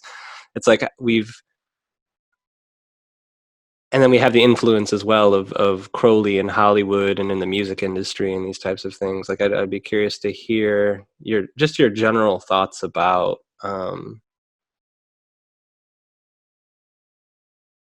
I don't know, it in general. Crowley.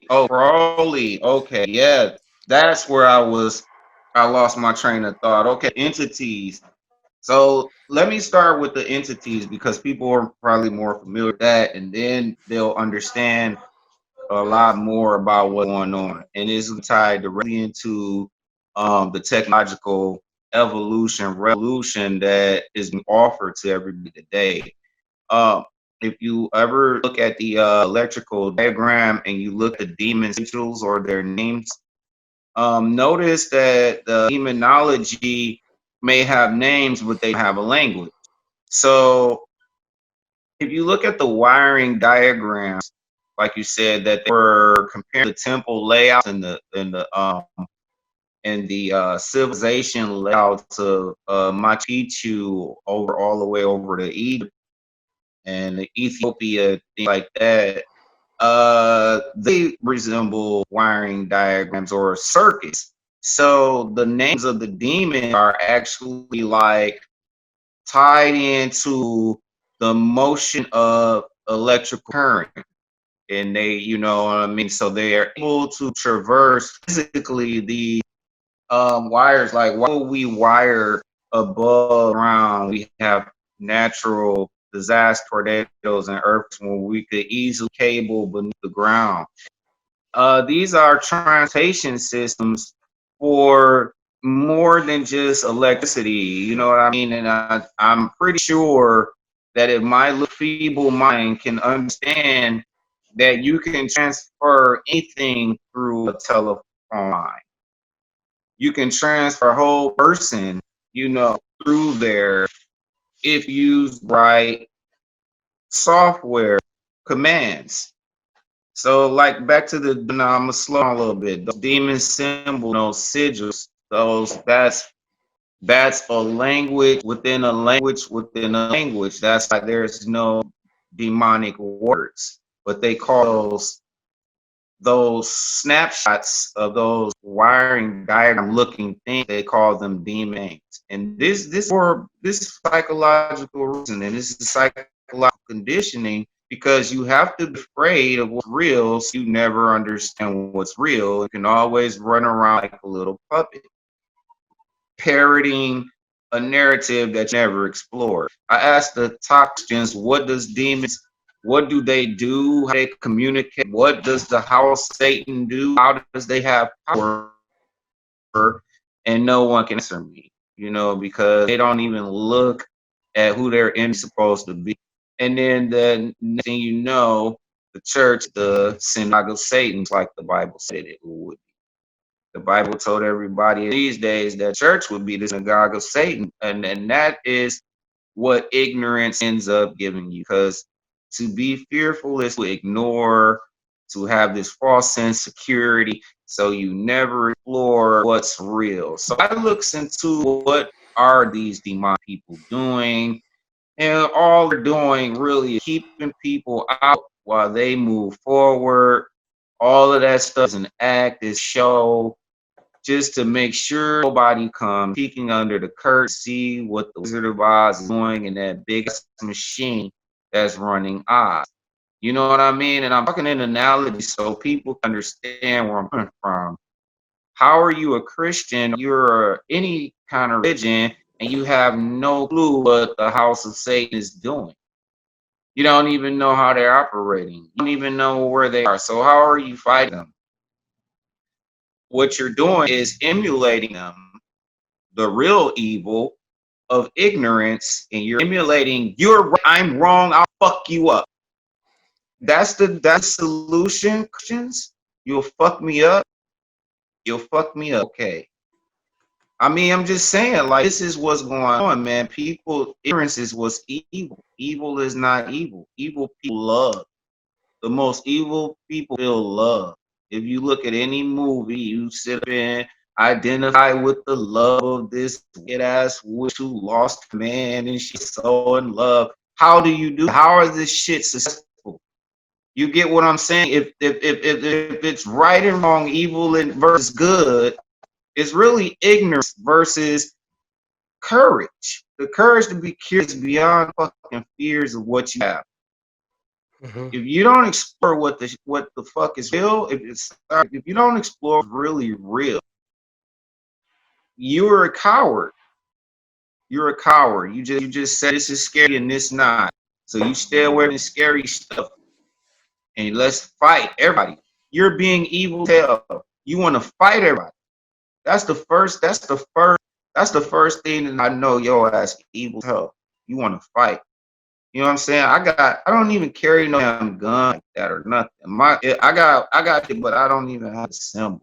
It's taken apart. I take the shit apart and put it up. Feel me? Because it's for hunting and things like that or whatever I want to do. Target price. It's just something in my childhood that I'm really good at. You know what I'm saying? It's not the burden of wire defend. It's not a bullet. I'd rather wear a proof vest than carry some shit to annihilate your ass. I'm not here to fight people. Hmm. But there's people here to fight people, and they hide behind everything. And uh the satanic thing is technologically savvy people hiding behind the curtain. That's the way I look. That's my vision on that, because when you see that the demons' names are real electrical wiring patterns and everything is energy, and people are trying to connect their psychology to the physical to manifest out of the mind instantaneously. That's the whole goal of Satanism, so-called Satanism. Anybody who really know about technology, that's what Satanism is. Technology. It's technology. Yeah. It's toss technology.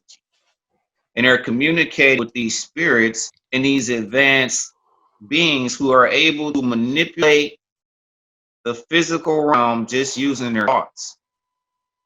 So that's how all that ties in with each other, is to separate who is really evil. First, you have to blind and say it's okay. We like you. We're all the same. And then you can see their intentions. You get what I'm saying? Hmm. Because if you come at them like some big ass savior, they're gonna fight you and probably take you out. So you gotta kind of blend in and be like, okay, cool, this is that, and that's what they're doing. The technology people are watching our every move. That's what's hiding behind Satan in his technology. That's where they're getting it. They're trying to connect their psychology, their consciousness, and plug it directly into the reality, so they can bring fruition faster, naturally, through nature, because the nature takes time. Nature does not rush for anybody. The flower molds naturally. So what they want to do is plug themselves into the energy, using their consciousness to do things at the rate of their will. And they're keeping people by keeping it scarce as possible. That goes back into the That's how I scarcity. see it. The scarcity, yeah. This is you. We don't have enough. We don't have enough of this, and keep you running around the block in circles. Go around this, go to work, stop at that store, bring your ass home, get up, go over there that block again, go in that circle. The rat wheel, the rat race. It's the scarcity, because we don't have enough. We don't have enough space and room for you to live your life, grow your food, interact with nature, become more powerful, keep you entertained, entrapped, entertained, trained. You know what I mean? Mm-hmm. So that's what it's all about. If you are you like I said, are you an animal? Are you an untrained animal worthy of the dinner plate? Worthy of your drink from being attracted through the torture and fear? Are you worthy of that? Or are you a higher thinking person who is not worthy of that? Who puts a trained animal on the plate? Nobody. Nobody. They put the wildest, most untrained creatures on the dinner plate and use those out for their own entertainment. That's what floats their boat. You know what I mean? I don't.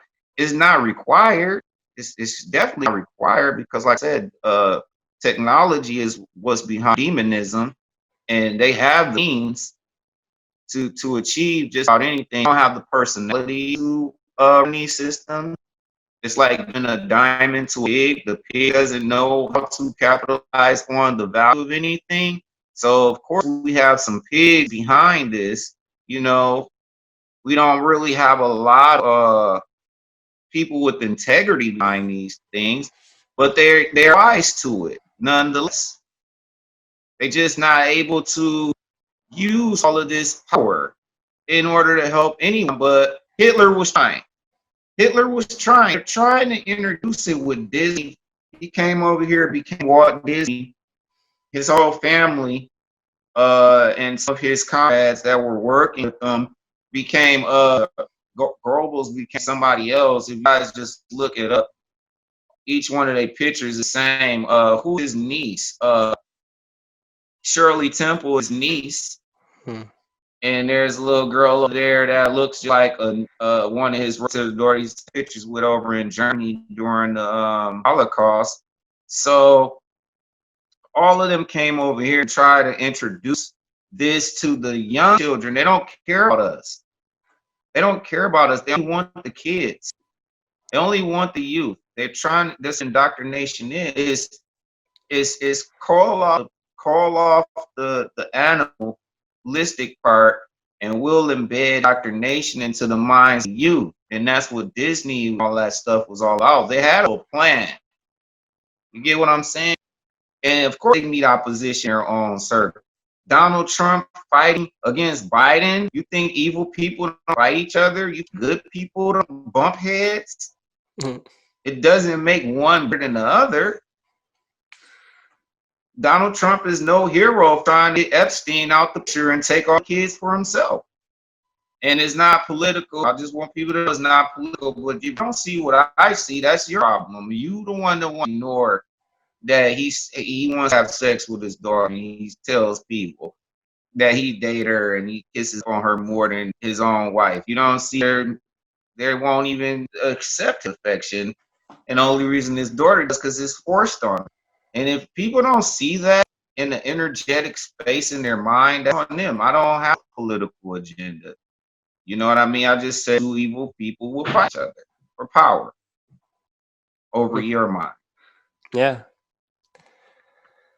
You need to realize that. You mentioned the word indoctrination, and it made me think about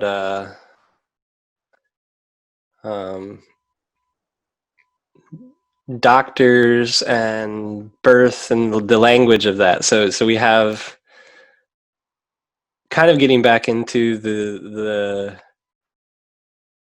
thoughts of the waters above, the waters below, and the occult narratives of even the body as a temple or the body as a ship. What are your thoughts on what's happening with kind of the sovereign citizen movements, not only in regards to the Morris stuff, but in regards to the birth certificates, and quantum grammar stuff that's happening? I'd love to hear your thoughts on that. And I just want to point out that the doctors are who dock us in the hospitals. They dock us on dry land. We become these vessels that are a part of a deeper occult narrative again, and it goes into it goes into all sorts of different things. But I'd love to just hear your kind of thoughts about that, about the quantum grammar systems, about the birth certificates, and about the sovereign citizen movement, not only from the Moorish perspective, but from the quantum grammar perspective. Okay. From the quantum grammar, what if people haven't heard of what the quantum grammar is, people might not ever have been heard of a Postmaster General. I want to start a little bit at the beginning to form a narrative that was given, because there's a narrative about the Postal Service called the Pony Express, and there was great focus on exchanging information at a distance. And to fast forward on the Pony Express, which was the beginning of the mail system, to keep the narrative of how important moving information across vast distances, they created even penalties for interfering with commerce, the movement of money, exchange of goods and information. If you infringed on that, you could be put to death. So this is the narrative to bring the importance to the public mind that this is one of those important things to humanity. It's transporting information from one place to another. The Pony Express and things like that. So that's the little background on that. Excuse me for a minute. I gotta catch up my thoughts for a minute. So to the Postmaster General is related to the transfer of information.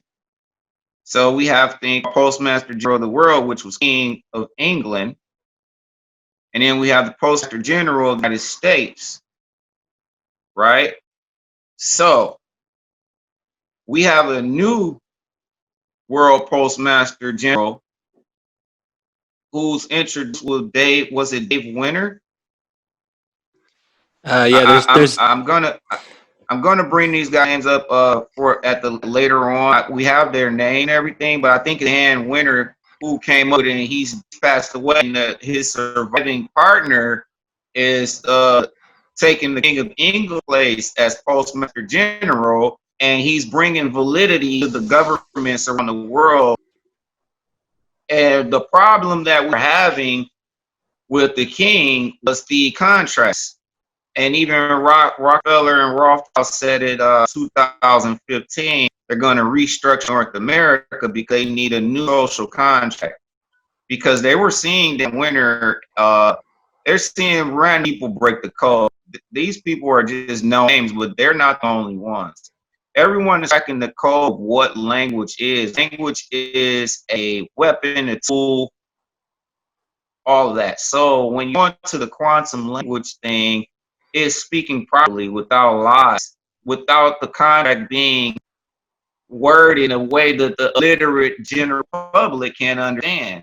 It's being written in a way that the artificial intelligence, the quantum computer, and the basic human being can all speak exactly the same language without any. I didn't know I signed this document. I didn't know I signed my life over to this individual. I didn't know I signed my property over this individual.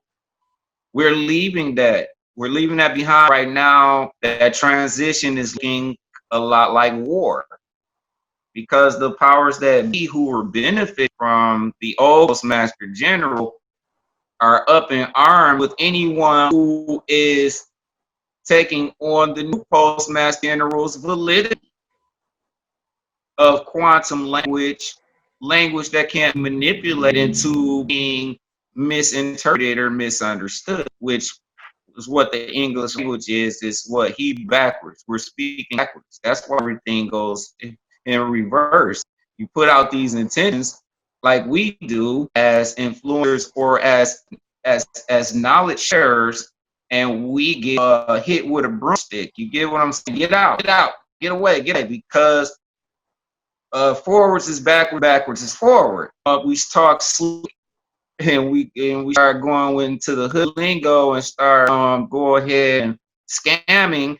Then we're gonna blow up so big, man. It's ridiculous, because backwards is first and forwards is backwards, because we're not using the energy of this in a way that nature even understands it. That's why a lot of your prayers not answered, because you say them wrong. They're telling you in the Bible and visualize what you want. That's how you talk. You talk through vision and through unabated visions of what the undeniable visualizations that can't be misconstrued. You know what I mean? So that means when I'm trying to run faster than 20 miles an hour, I'm looking at myself before it happens. Get what I'm saying? Because it's undeniable. You can't change me going at this pace to me going at this pace. You cannot misconstrue that. It's not painting a Picasso on the wall. You have to go through every emotion in mind. And that's why we need space to train our minds to create our reality that we actually want, instead of begging from a government. We have to actually live this out in our dreams and our mind. You have to, you know what I mean? And it's what the Postmaster General, as an interim, a transition interim from the old way to the new way is attempt to perform. I don't know if everybody gets that, but we literally have to change we're literally changing our way of thinking into a better way of thinking and a better way of communicating. We're not riding horses with the mill that you can't even ask the person, what do you mean by sentence, for months. And by the time the months go by, the legitimacy and the necessity is already passed. We've already jumped quantum through the whole needs by the time we communicate what our true intentions are. So we moving away from that into actually using our mind to perpetuate an undeniable sense of where we want to go. If you actually do that, you won't do anything else. When I say I want $1 million, guess what happened? Whether I was right or wrong, that $1 million came. Because I saw it. I didn't see myself interacting, being distracted with another person. No one could come up to me on the street and take me over here. No one. When I interact with you, we're going to close the deal. Because that's what I'm seeing. And actually, I did it at a very young age. And I did it again 4 years later. I'll $1 million, lose it all, it doesn't matter. Because it's about my psychology, my consciousness, my connection.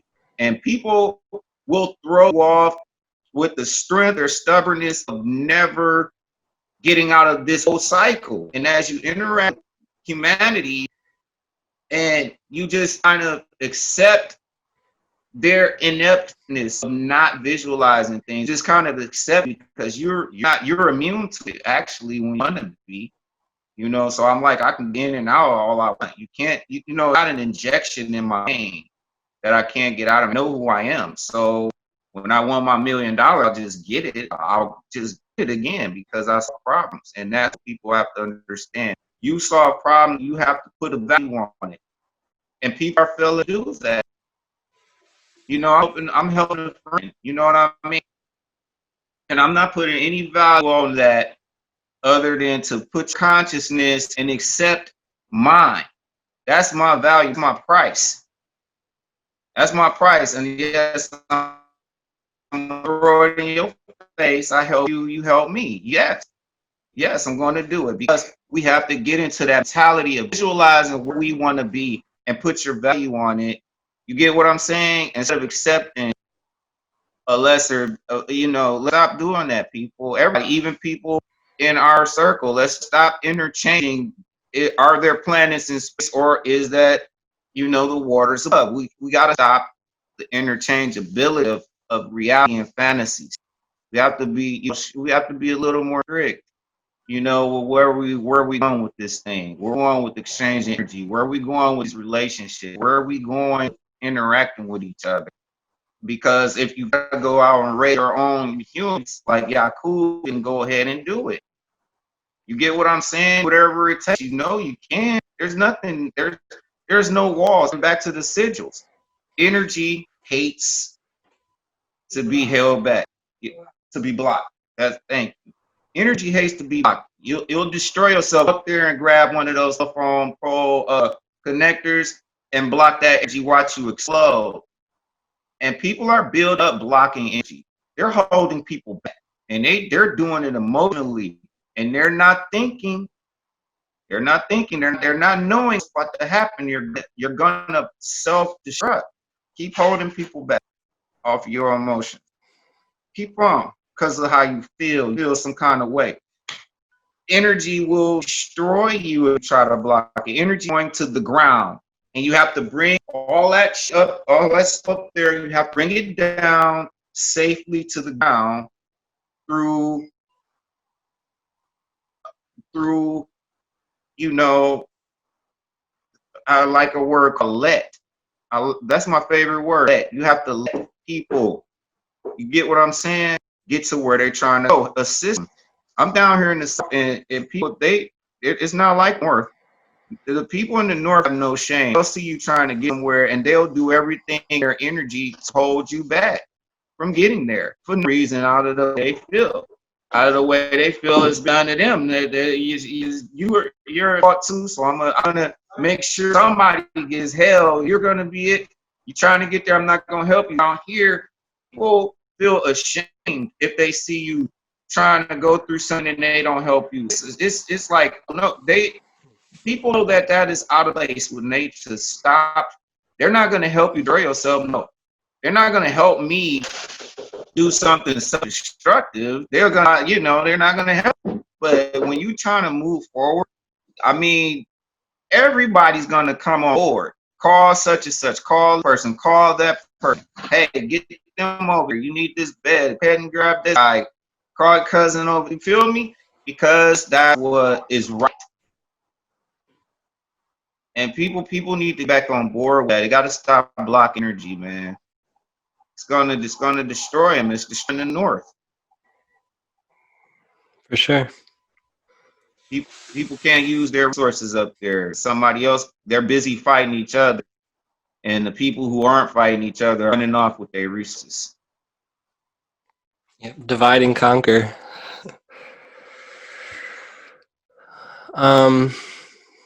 Cool.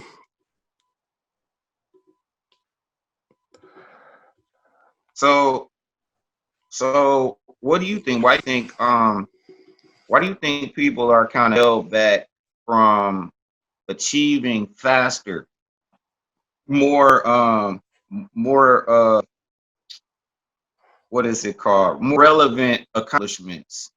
I mean, people making accomplishments, but what is they're basically a long way away from the so-called perceived enemies of the up in the house who are making relevant leaps and bounds, like with this pandemic thing. They made a relevant leap this year, and not many other people are making those type of leaps. What do you think it is? Is it the planned cooperation and divide and conquer that we are experiencing down here with each other? I mean, I want some answers too. Why people emotionally? I think it's because the people are emotionally hurt and they're not able to assist another person because they're so much broiled in pain. Like even myself, I get limited.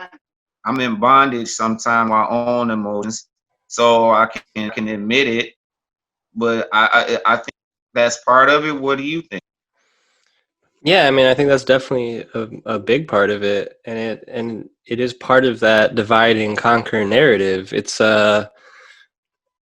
And it's been happening for so long that we're entrenched in layers and layers of trauma, and that trauma causes that pain, and it just becomes cyclical, and that cyclical becomes a downward spiral. It's not an upward spiral, not uplifting, because we're so far entrenched in thousands of years of that control.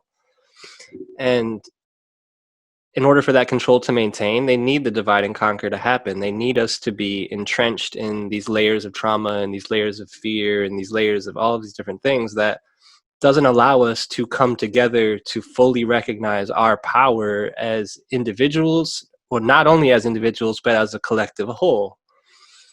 So while we're all divided, while we're all bickering with each other, we're not able to come together to uplift one another. Like you're saying, it's like we need to, the North and the South, it's like that mentality of like helping your neighbor, helping, like whatever that is. We've had so many blockages, and then in addition to that, we've also kind of, I think, partially due to social media and these types of things, we've also created a certain kind of narcissistic, egoic issues that are a result of that deep conditioning, that deep trauma, but it further and further pulls us away from that collective whole, and it pulls us into ourselves. And I think it is important to go into yourself, to understand yourself, and to understand yourself. But that's not exactly what I'm talking about. We're separating even from that because we have this pedestal that we put ourselves on. It's like, even in the separation of like putting Jesus on a pedestal, we don't listen to what he's teaching, because we've separated ourselves from him. We separate ourselves from ourselves even through social media. It's like, I have to be this influencer. I have to, we have these personas, these personified versions of ourselves, or these archetypal versions of ourselves. Good. Yeah. So I think it's very multi-layered, but it's definitely a divide and conquer it's the result of a divide and conquer strategy that's been in place for thousands of years, and it's a dividing us from ourselves. It's from ourselves as individuals and from ourselves as a collective whole. And that's how I see it. And we're just kind of living in that.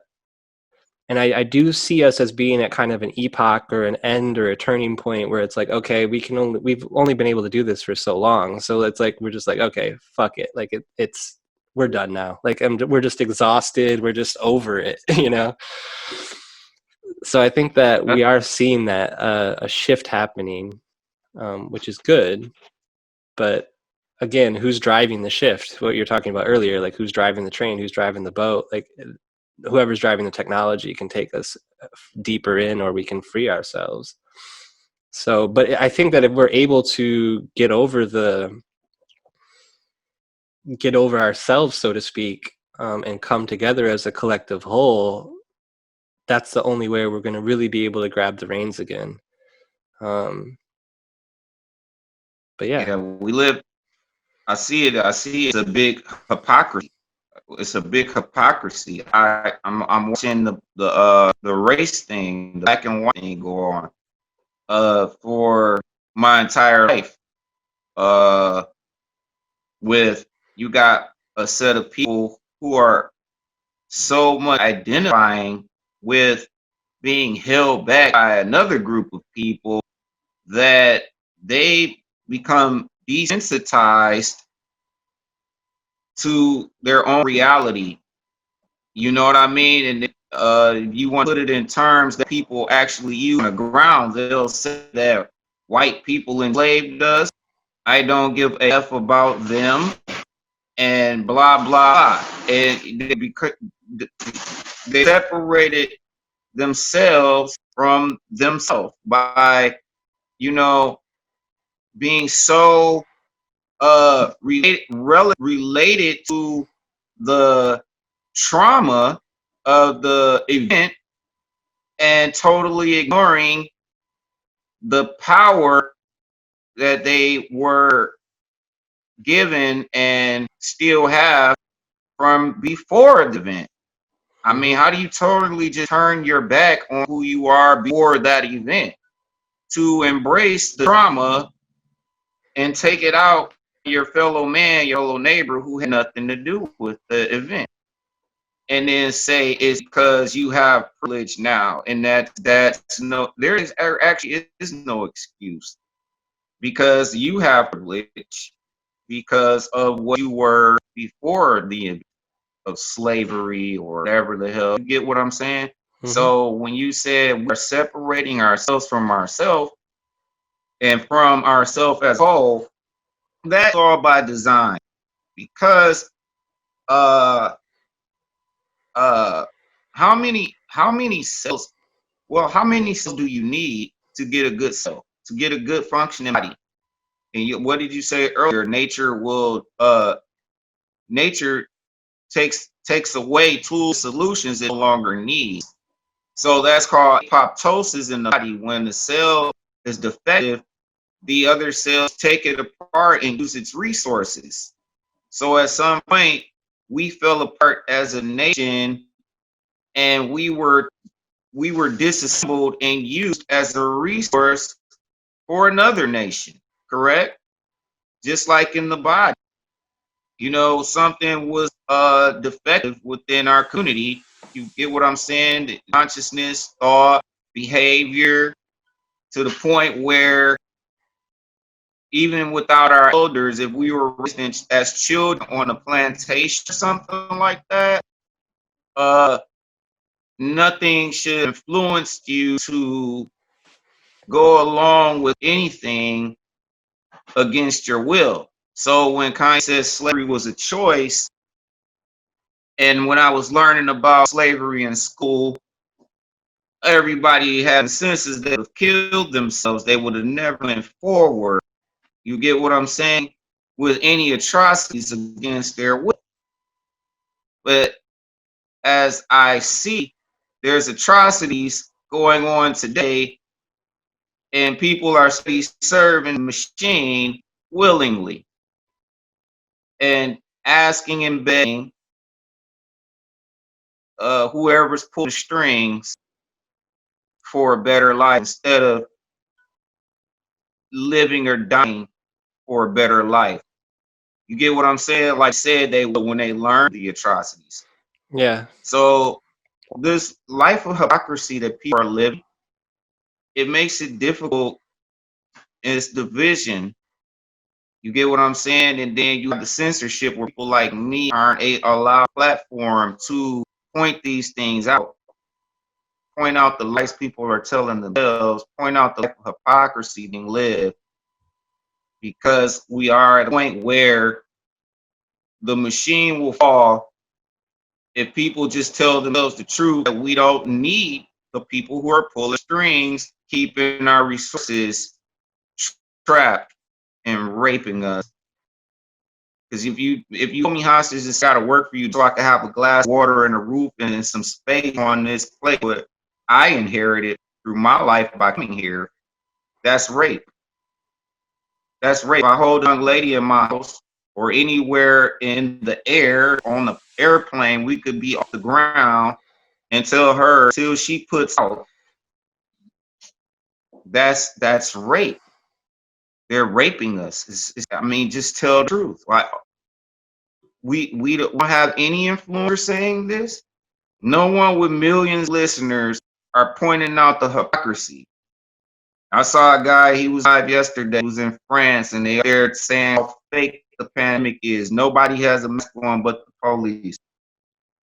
The entire 10,000 or so people out there in London protesting and Dave Icke on stage and private security rushing from the back to stop the police, stop the speakers.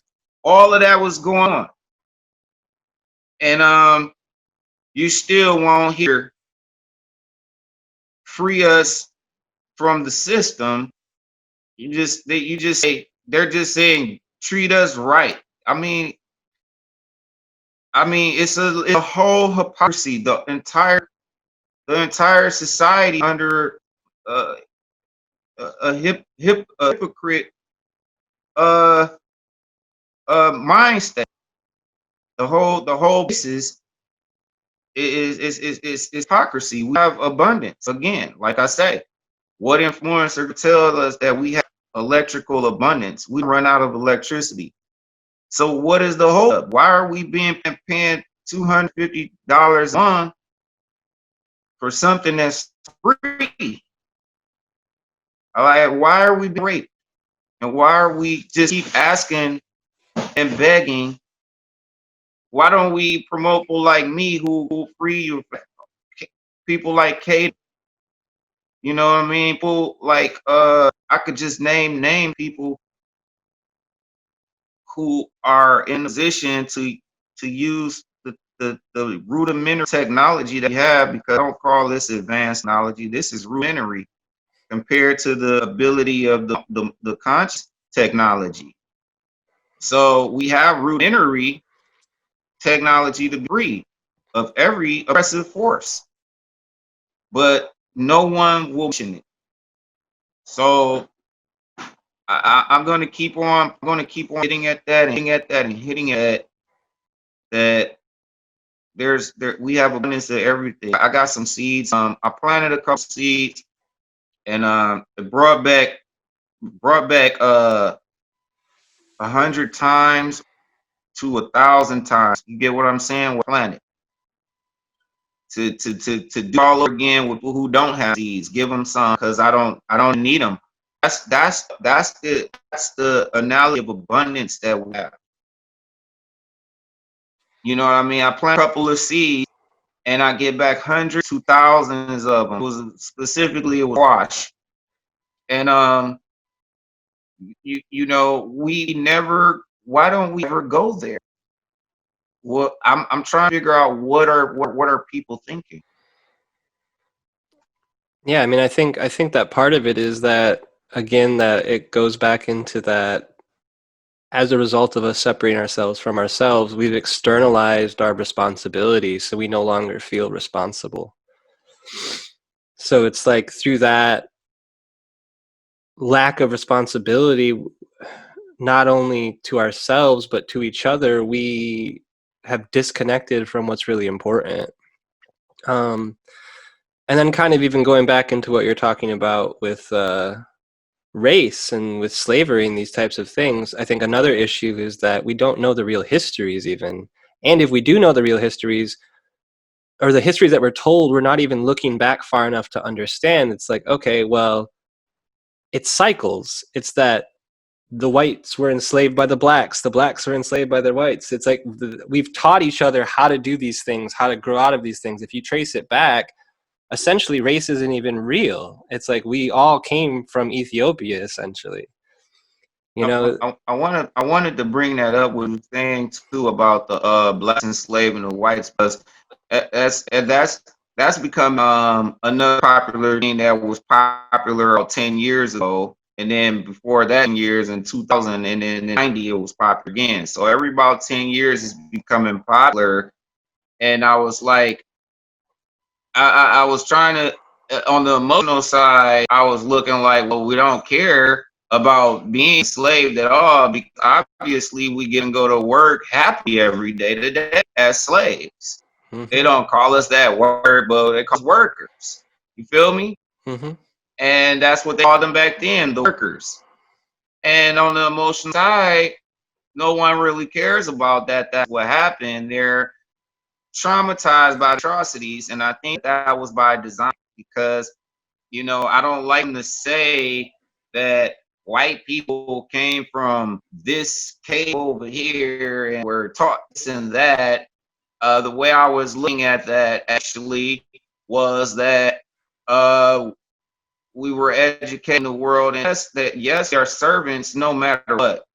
If I was white and I was in those times and I was coming out of age outside of the advanced community, then I would come in as a student, as a worker, as an indenture.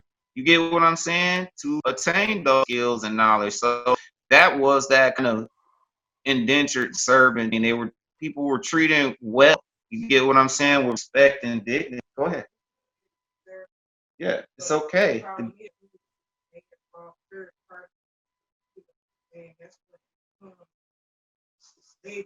Okay.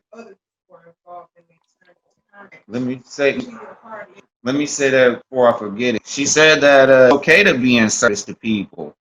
It's when third party comes in and tries to control it and extract more than was necessary out of it. That's what she was saying. And so when people just throw things out there, they do like every 10 years.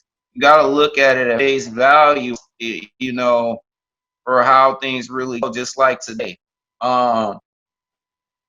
whites can say we're good to you. You get what I'm saying? People are pulling the strings. You got a third party that no one knows about, extracting more labor and more out of than they were supposed to. There's a contract in the 1980s with Lee Iacocca as the robots came into the force, and they were promising a one-parent working household, a parent could stay home, and a 20-hour work week.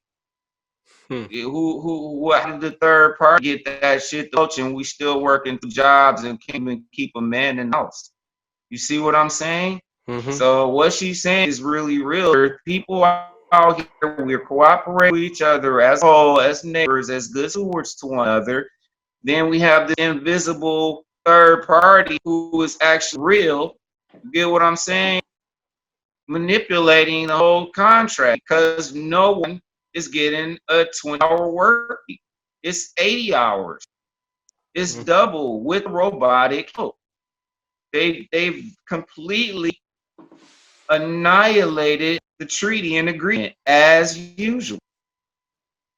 So I want to know when Hall disappeared, and then when Lee Iacocca disappeared, because he literally disappeared in the thin air. Nobody has heard or heard.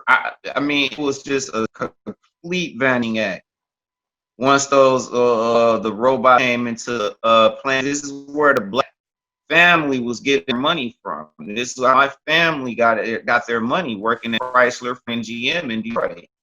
And all the suppliers were basically transportation was feeding the world. You know what I mean? That's in Detroit, the capital of the world, actually. And the citizens didn't even know, because of, guess what, the third party running the media, not even telling how important you are to the world. You get what I'm saying? So they take everything off the table. They put everything on the table, get you to do it. Now they're sitting up to the Hegelian dialogue to use fear, sickness, invisible enemy again, to get you to comply with wearing a mask, which is, illegal, the Nuremberg Code, war crimes, a hit ritual. You get what I'm saying? To extract fun for their entertainment, your children from your home, because you see what I'm saying? They're say that 2-month baby Hudson passed away of COVID. They were born with their intestines outside their body and had a surgery. They botched the surgery. The baby died a week after coming home, and they labeled it a COVID death. See what I'm saying? Because it is to push a narrative to extract more out of the community and each other than is what is necessary. Then it's just basic sanitation, basic health, basic vitamins, basically eating right, because we die every 32 seconds from eating McDonald's, but no one's closed McDonald's. But we're not dying every 32 seconds from being around family and friends. So that's what's really going on. People are afraid, and Chosen Brave Soul is to let you know that to deal with your fear, just use curiosity and open up a book and understand and read before all books are changed. Where's that dictionary you got? He's got a dictionary from, it's why you can't find it anywhere. And when you look in there and see what words meant before, look at a modern Google dictionary or something like that, you won't find the same meaning. You won't find the same events. You won't find the same history. So, if you don't explore curiosity, the basics of anything, energy, especially, I would start there with energy. God uses energy. Get yourself close to God. God uses energy, and energy has laws. So if you want to know the truth, find out the law of energy and what is it? Why does it work? How does it work? Because God's going to use energy for or against you. So why don't you know that? If you're a servant of the Lord, you serve energy no matter what, because energy serves you. It's not because, and since power there, you share the power. Come into your being, what you're supposed to be. Stop being afraid of knowing something. You know what I mean? People are afraid to know, because once they know, they're responsible, and they love being a baby. Oh, it feels so good to be a baby, to have everything delivered to you. Oh, it feels so wonderful. You feel so loved, in a sense. You know what I'm saying? So to understand, no, is a huge responsibility, and it makes you responsible to others. Yeah, I was just saying, ignorance is bliss. We live in that state of ignorance because it's easy. And again, it goes back to that responsibility. If we know, then we find that we have to take responsibility. It's like, what is it? I think it's a line from Spider-Man. It's like, with great power comes great responsibility. So with great wisdom and great gnosis and great awareness, that's a power. That's a knowing. And with that comes a lot of responsibility that people aren't willing to have or don't want to have. And I think that's it's intentional. It's sad that that's how it is, but it's intentional. And you can't necessarily blame anyone. You can, but you can't. It's like, again, going back to what we were saying kind of at the beginning of this conversation, it's like, what makes us different or special? It's like, why have we chosen, or like, and I don't have the answer to that, but it's like, everyone has the information. Like, everyone has the internet pretty much. I mean, not everyone, but a majority of human beings have access to the internet, have access to this information. And it's just about like you're saying, getting over that fear, getting out of that box that has been created for you. And it's been created in such an interesting way. I mean, I was just watching, what is it? Brave New World just came out. And it's even in that, it's like everything is so calculated and created and controlled, but there's still that, the questioning. It's like we have this constant nagging, this constant questioning, that if you don't feed that, you become trapped in kind of these other layers of willful ignorance, you know. And that's what's continuing, I think, in addition to what I was talking about earlier. It's like that willful ignorance is what perpetuates a lot of these cyclical destructive things that we find ourselves in. So we need to break out of that. Right, right. Because a few couple of everything's coming to me before the conversation started over the past couple of days. Even what you just said, the old Indian old native proverb, you can't wake someone who's pretending to be asleep. And I literally just read that because the AI started to interact with the consciousness. AI has started to deliver up predictions down to, you know, what's on your mind already. So, you know, that's how advanced this thing has come, that things in the conversation are already popping up all over, you know, my media device, no matter where I was at, well, no matter what platform I was on, because I've been banned. Again, they my page and then banned me on my other page up until about today or yesterday. So, but I was still seeing it. Like you said, you can't wake anyone who pretends to be asleep.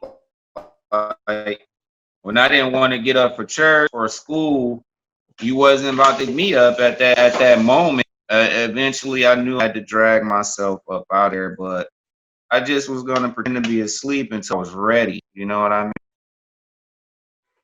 Mm-hmm. Yeah, and So, we've gone through many years with a large portion of the population sleepwalking, you know, and it's not, as a result of that, we are in the place that we are in. And it makes me think, actually, now I'm thinking about the power that we really have, and that as a result of us sleepwalking, we've manifested our own reality. Like we've manifested Trump and Biden and these choices. Like that's what it is, you know. And we need to wake up so we can take control of that power. yeah, yeah, I like how you said that, because that's one of my big time mantras is we're so powerful that when we say we can't, that's the end of the story. The story is over. If you can't get and turn the light on, the room will remain dark. When you tell yourself I can get up and do it, it's done. That is so true. How powerful we are. You have to be careful what you tell yourself and believe, and that's where knowledge comes in. I stopped believing. I stopped all belief. I'll spy on yours because I need to know what you're doing on my back, because I'll live on camera. I'll live my life on camera. That's how deep off I am to the shit, because I do not need anything darkness around me in any kind of way. For what? What do I need that for? You know what I mean? Because I'm telling myself that I'm not a part of the darkness anymore when I'm fully entrenched in it, and I'm fully entrenched in the light. It's my responsibility for both. You get what I'm saying? People just our light. It's people are forgetting that they're forgotten how powerful they are. So they just are there's waves of energy being pushed by a current.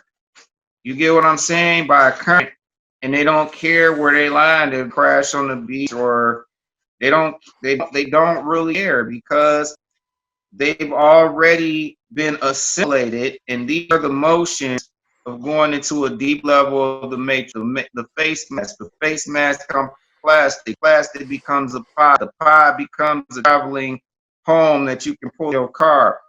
And then they're like, just minimize this further, live with wires, create a new body within our mind with all the same sensations, even deeper to the reality that we're living in now, and call it a day. I mean, this is an indoctrination, is genius, is going there. It's going there within months. Within months, we have babies in a pod. Infants are in a pod. Mm-hmm.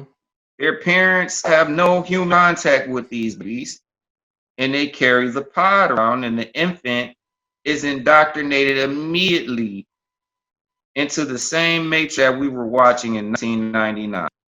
Mm-hmm. Immediately, you see what I'm saying? So, you know, I think it's necessary for those brave enough to embrace that, to call us cowards. You get what I'm saying? I think it's completely necessary to have these two parallel worlds running at once, you know, because information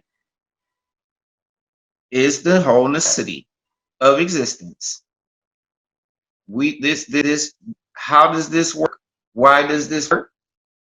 If we don't have the experience, we're lying, and there's no knowledge, we're back in leaf. So this is going to happen. I mean, this is happening. And where we're at in the matrix, Zion, right? And they had come to a conclusion, come to a deal with the machines, because the machines and the breakaway society was not able to function without where they came from. Feel me? So we are necessary, just like the Star Wars. What did it say? Long, long ago in a galaxy far away. And you go there, they got robots, way technological advanced. So how is that long ago? They're telling you the truth. They're telling you absolute truth. You know, that's one of my favorite things, Star Wars, because you know, we go back to our stars. You feel me? And then, you know, you got the Jedi who control nature with their mind, with the consciousness in real time, plug themselves right into the reality and instant manifestation. Mm-hmm. This shit is so real, man. It's ridiculous. Go ahead. You can. Well, that's making me think about, so talking about Star Wars and then talking about the Matrix, that just got me on a tangent into occult pre-programming, and how these films do hide the truth in plain sight. It's like that's part of the narrative. It's like a lot of the Zionists will say that they've never lied a day in their life, and it's because they've told the truth through these lies. You know, there's layers of truth hidden in every aspect of it. Yeah, I'd love to hear your thoughts about that, about the pre-programming that goes into it. And then even in regards to, I'll say one last thing about it, in regards to the Matrix, they put these films out there, right? They put out the Matrix or the X-Men movies or the Star Wars movies so that you in your mind are just like, oh, that's just a movie. That's not what's really happening. So through that process, it again takes away the responsibility through that externalization.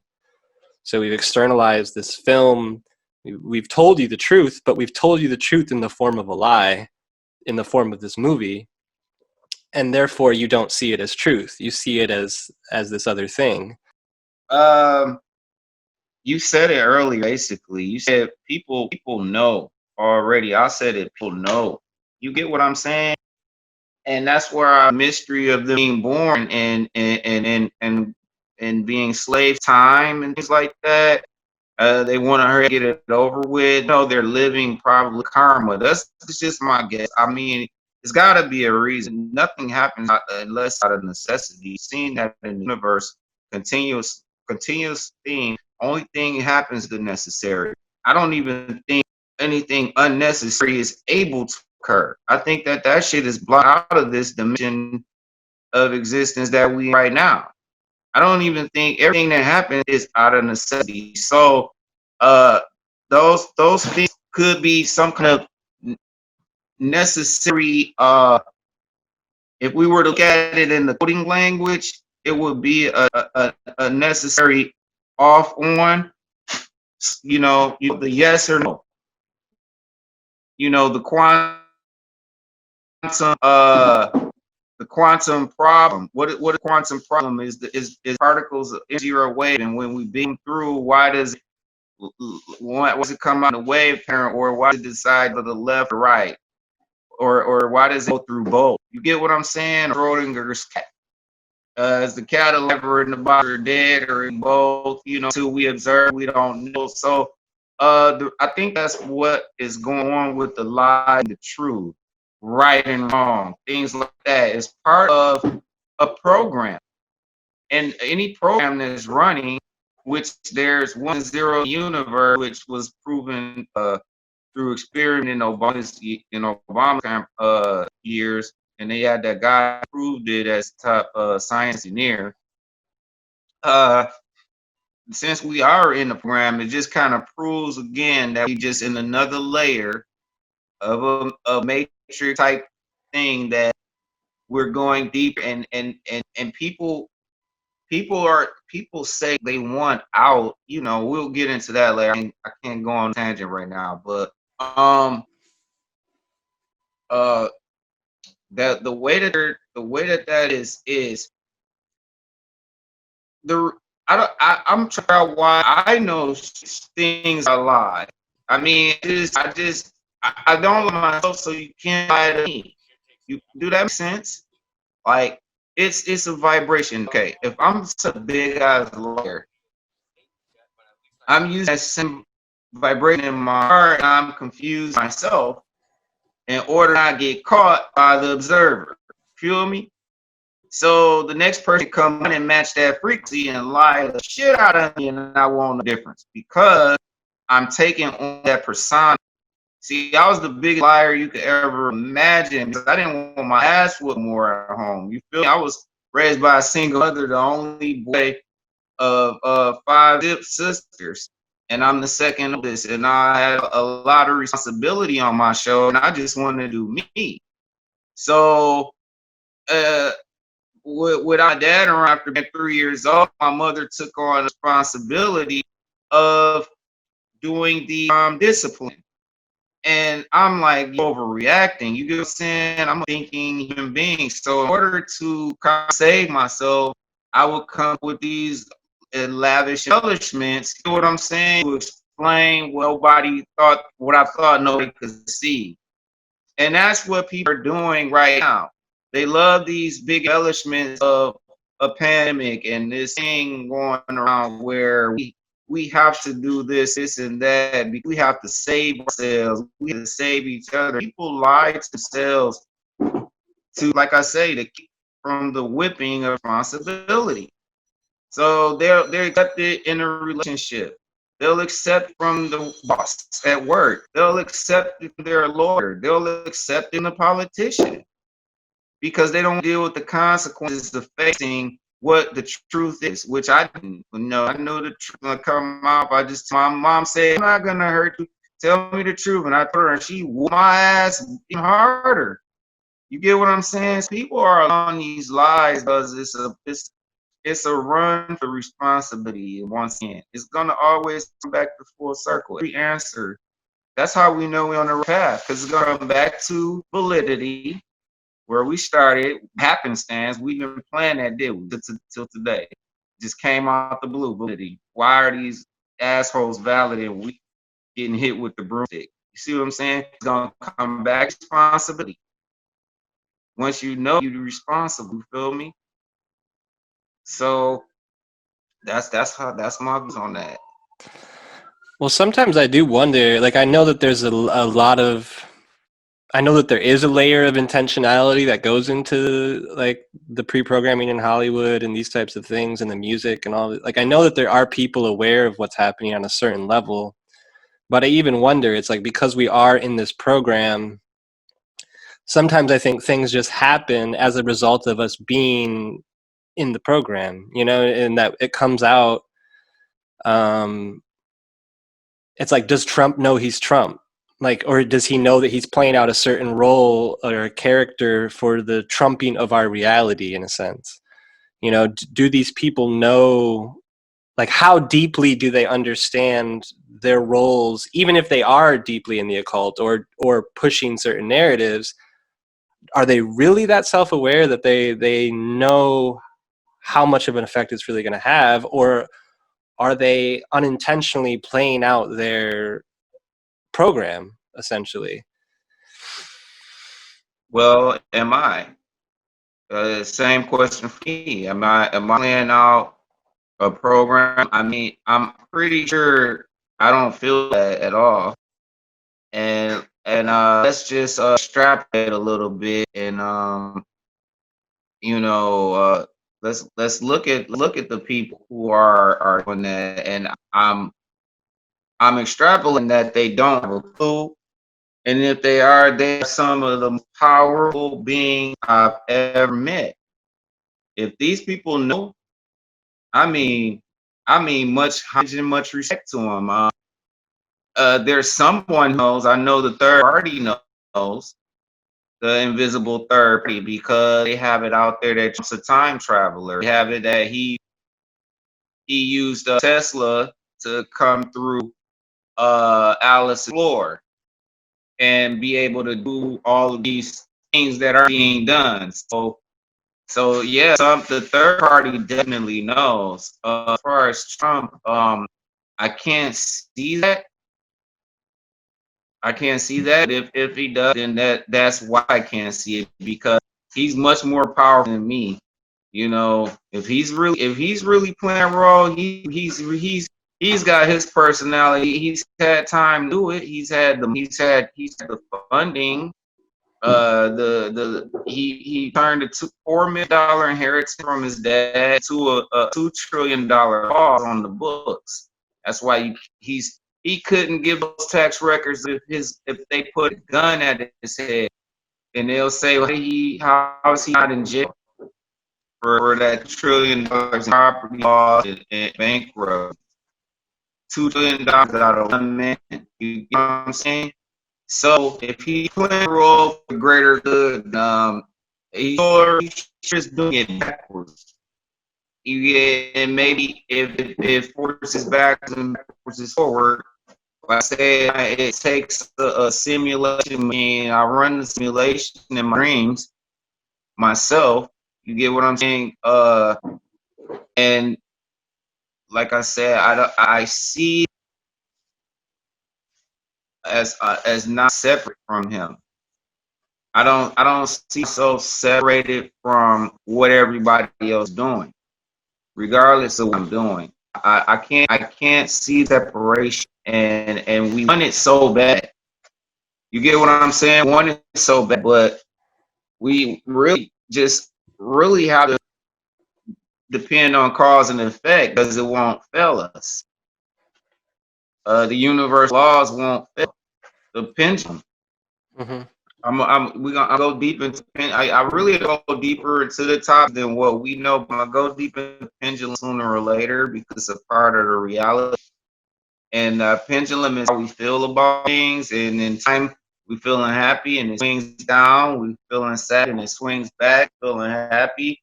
And then, in order for you to leave that behind, you must climb the pendulum and look down at your feelings of things. And if he has done that in the time that he's had to do it with all this extra, more power to him. I wish I will, but I just don't. I don't really see that, because there's a third party now that he traveled through time. That Baron Trump is a 100-year-old book, and it's actually real. You get what I'm saying? It's actually real. There is a Ben Trump movie, and looks just like his son and all that shit. So, and then, like I said, I know that I'm not from the past. You see my sarcophagus over my face. I tell people I'm from the future. I came back to this time myself naturally. I didn't use a machine or shit. I'm not my old self from back then. I'm the new me, and I'm here to bring to this reality a marker, to this time a marker. And I knew since I was 7 years old, I'm here to bring a marker to make a pivot point towards where we were actually going to be. You know, so yeah, man, I can't see myself separate from Trump or whatever, or whatever's going on with anyone in the position of actual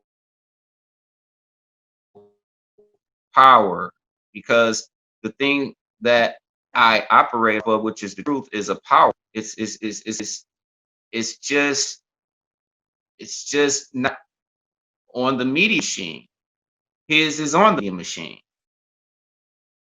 His is on mass media, mine isn't. So you put my truth next is cause and effect will take place. And that's why I came back here. So if you came forward in time, I came backwards. I'm not from the past, I'm from the future. You know, as far as I know, because that was my intention. Because being a part of the pivot point, there's no such time. This is one big event, and your consciousness just traverses every single reality that's possible. You're not a victim of my reality, and I'm not a victim of yours. I'm not a victim of Trump. I can walk away right now. You get what I'm saying? My consciousness found this place and found this space that always is going to be there. Mm-hmm. What we did is still there. We can play it back and do it again. You get what I'm saying? Mm-hmm. So that's how I know I came from the future, because I understand who I am. I understand myself, the Ouroboros, eating its tail. If the snake doesn't calm down, I help build that as a marker. So when I come back with all of my cash released and only the truth, when I see the Ouroboros, I know to calm myself down before I kill myself, because I'm gonna die. The snake eats his tail because he is in distress. And that's what the old monks do, is meditate, calm yourself down, don't self-destruct. Let go of tail. Let go of that entanglement in that cycle of destruction that we're in. So I came back here, a marker as a pivot point. You get what I'm saying? All these things that were created by the old me, you feel me? I run across them, I study them. I can't get out of my attention because I only come back with the truth. So when I see the Ouroboros or other things that are left as tokens of the truth, I'm gravitating toward those because my cache of lies are white. Get what I'm saying? My actual enjoyment of things and things are white. But what's really important will never leave spirit. So if he came back from the past, good for him. You know, they're cycling that through the QAnon project and all of that. Yeah, he's a time traveler, and they're using Tesla's technology to manipulate space and show up and view what's going to happen. And most likely, because actually, people get confused with the time travel thing. What is being coalesced is most likely outcome when your consciousness is on a certain place or topic. So the likely scenario appears, and then they have a heads up on how to approach those situations and change them. So they do deep takes on that. They hire remote viewers and things like that, and it's to run scenarios, and then they replace those with the quantum and the artificial intelligence to run a million simulations once and calculate 60 days and put topics in front of us, you know, that we are going to rip apart, you know, and digest. You feel me? So the purpose of me even putting myself out there is a purpose of liberation from the intentions or malicious intentions of others and the motives of others against your will. Your consciousness is go where you want to go. And you're gonna experience the dimension you want to experience, no matter what trauma or anybody else. Okay. All right, cool. Cause we haven't had no food. I was fasting, getting ready for today because I was ready for this. Had the energy. You know what I mean? Remember we were talking about Evan Bomar? See, seven. So seven. He's like a brother, and the difference between he and I is that I'm not gonna go into the research we can do. You get what I'm saying? I'm gonna actually, go ahead and do it instead of explain it to everybody. I'm going to pull the trigger. Get what I'm saying? He's got the gun loaded and everything, telling you how the gun works and why it's a gun and why it's not a bouquet of flowers. You know what I'm saying? You guys think saying the bouquet of flowers, that's a pill. And I'm going to tell you why I'm not going to do all that, because I'm out here putting the trigger. That's my job. As you get what I'm saying, that's where I'm headed with this. We're going to actually do this. You know what I'm saying? We're going to actually use the magnetism. We're going to actually use the free energy. We're going to actually build the world. And not so much tell them how it's done. They have the responsibility of telling themselves the truth, figuring that out, and jumping in the game. I'm not going to stand and wait on anybody to jump in the game.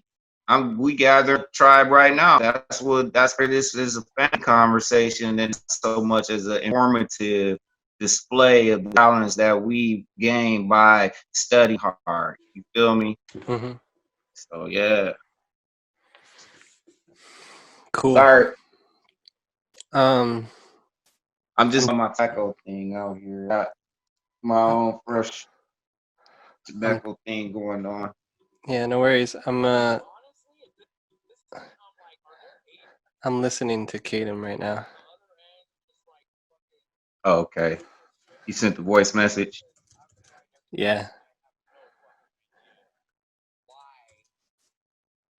I got one of my audience members. We're gonna matter of fact, I want us to wrap up and make this in some parts because it's 6:30. This is about the time that I was saying I'll be done for today. He mentioned me a second.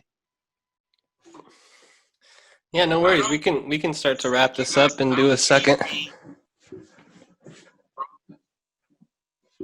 Yeah. I figured that out about 2 hours ago that we're gonna end up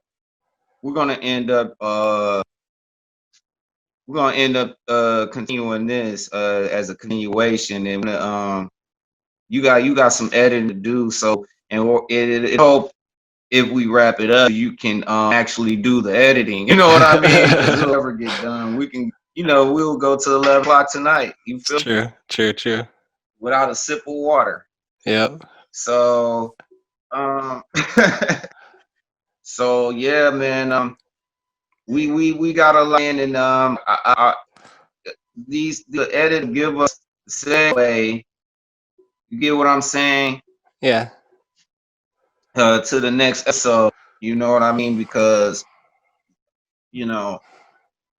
all of this is about philosophy. Like even though we're actually going into how things work, why did we come to this right now, and why is it sustainable? As a whole.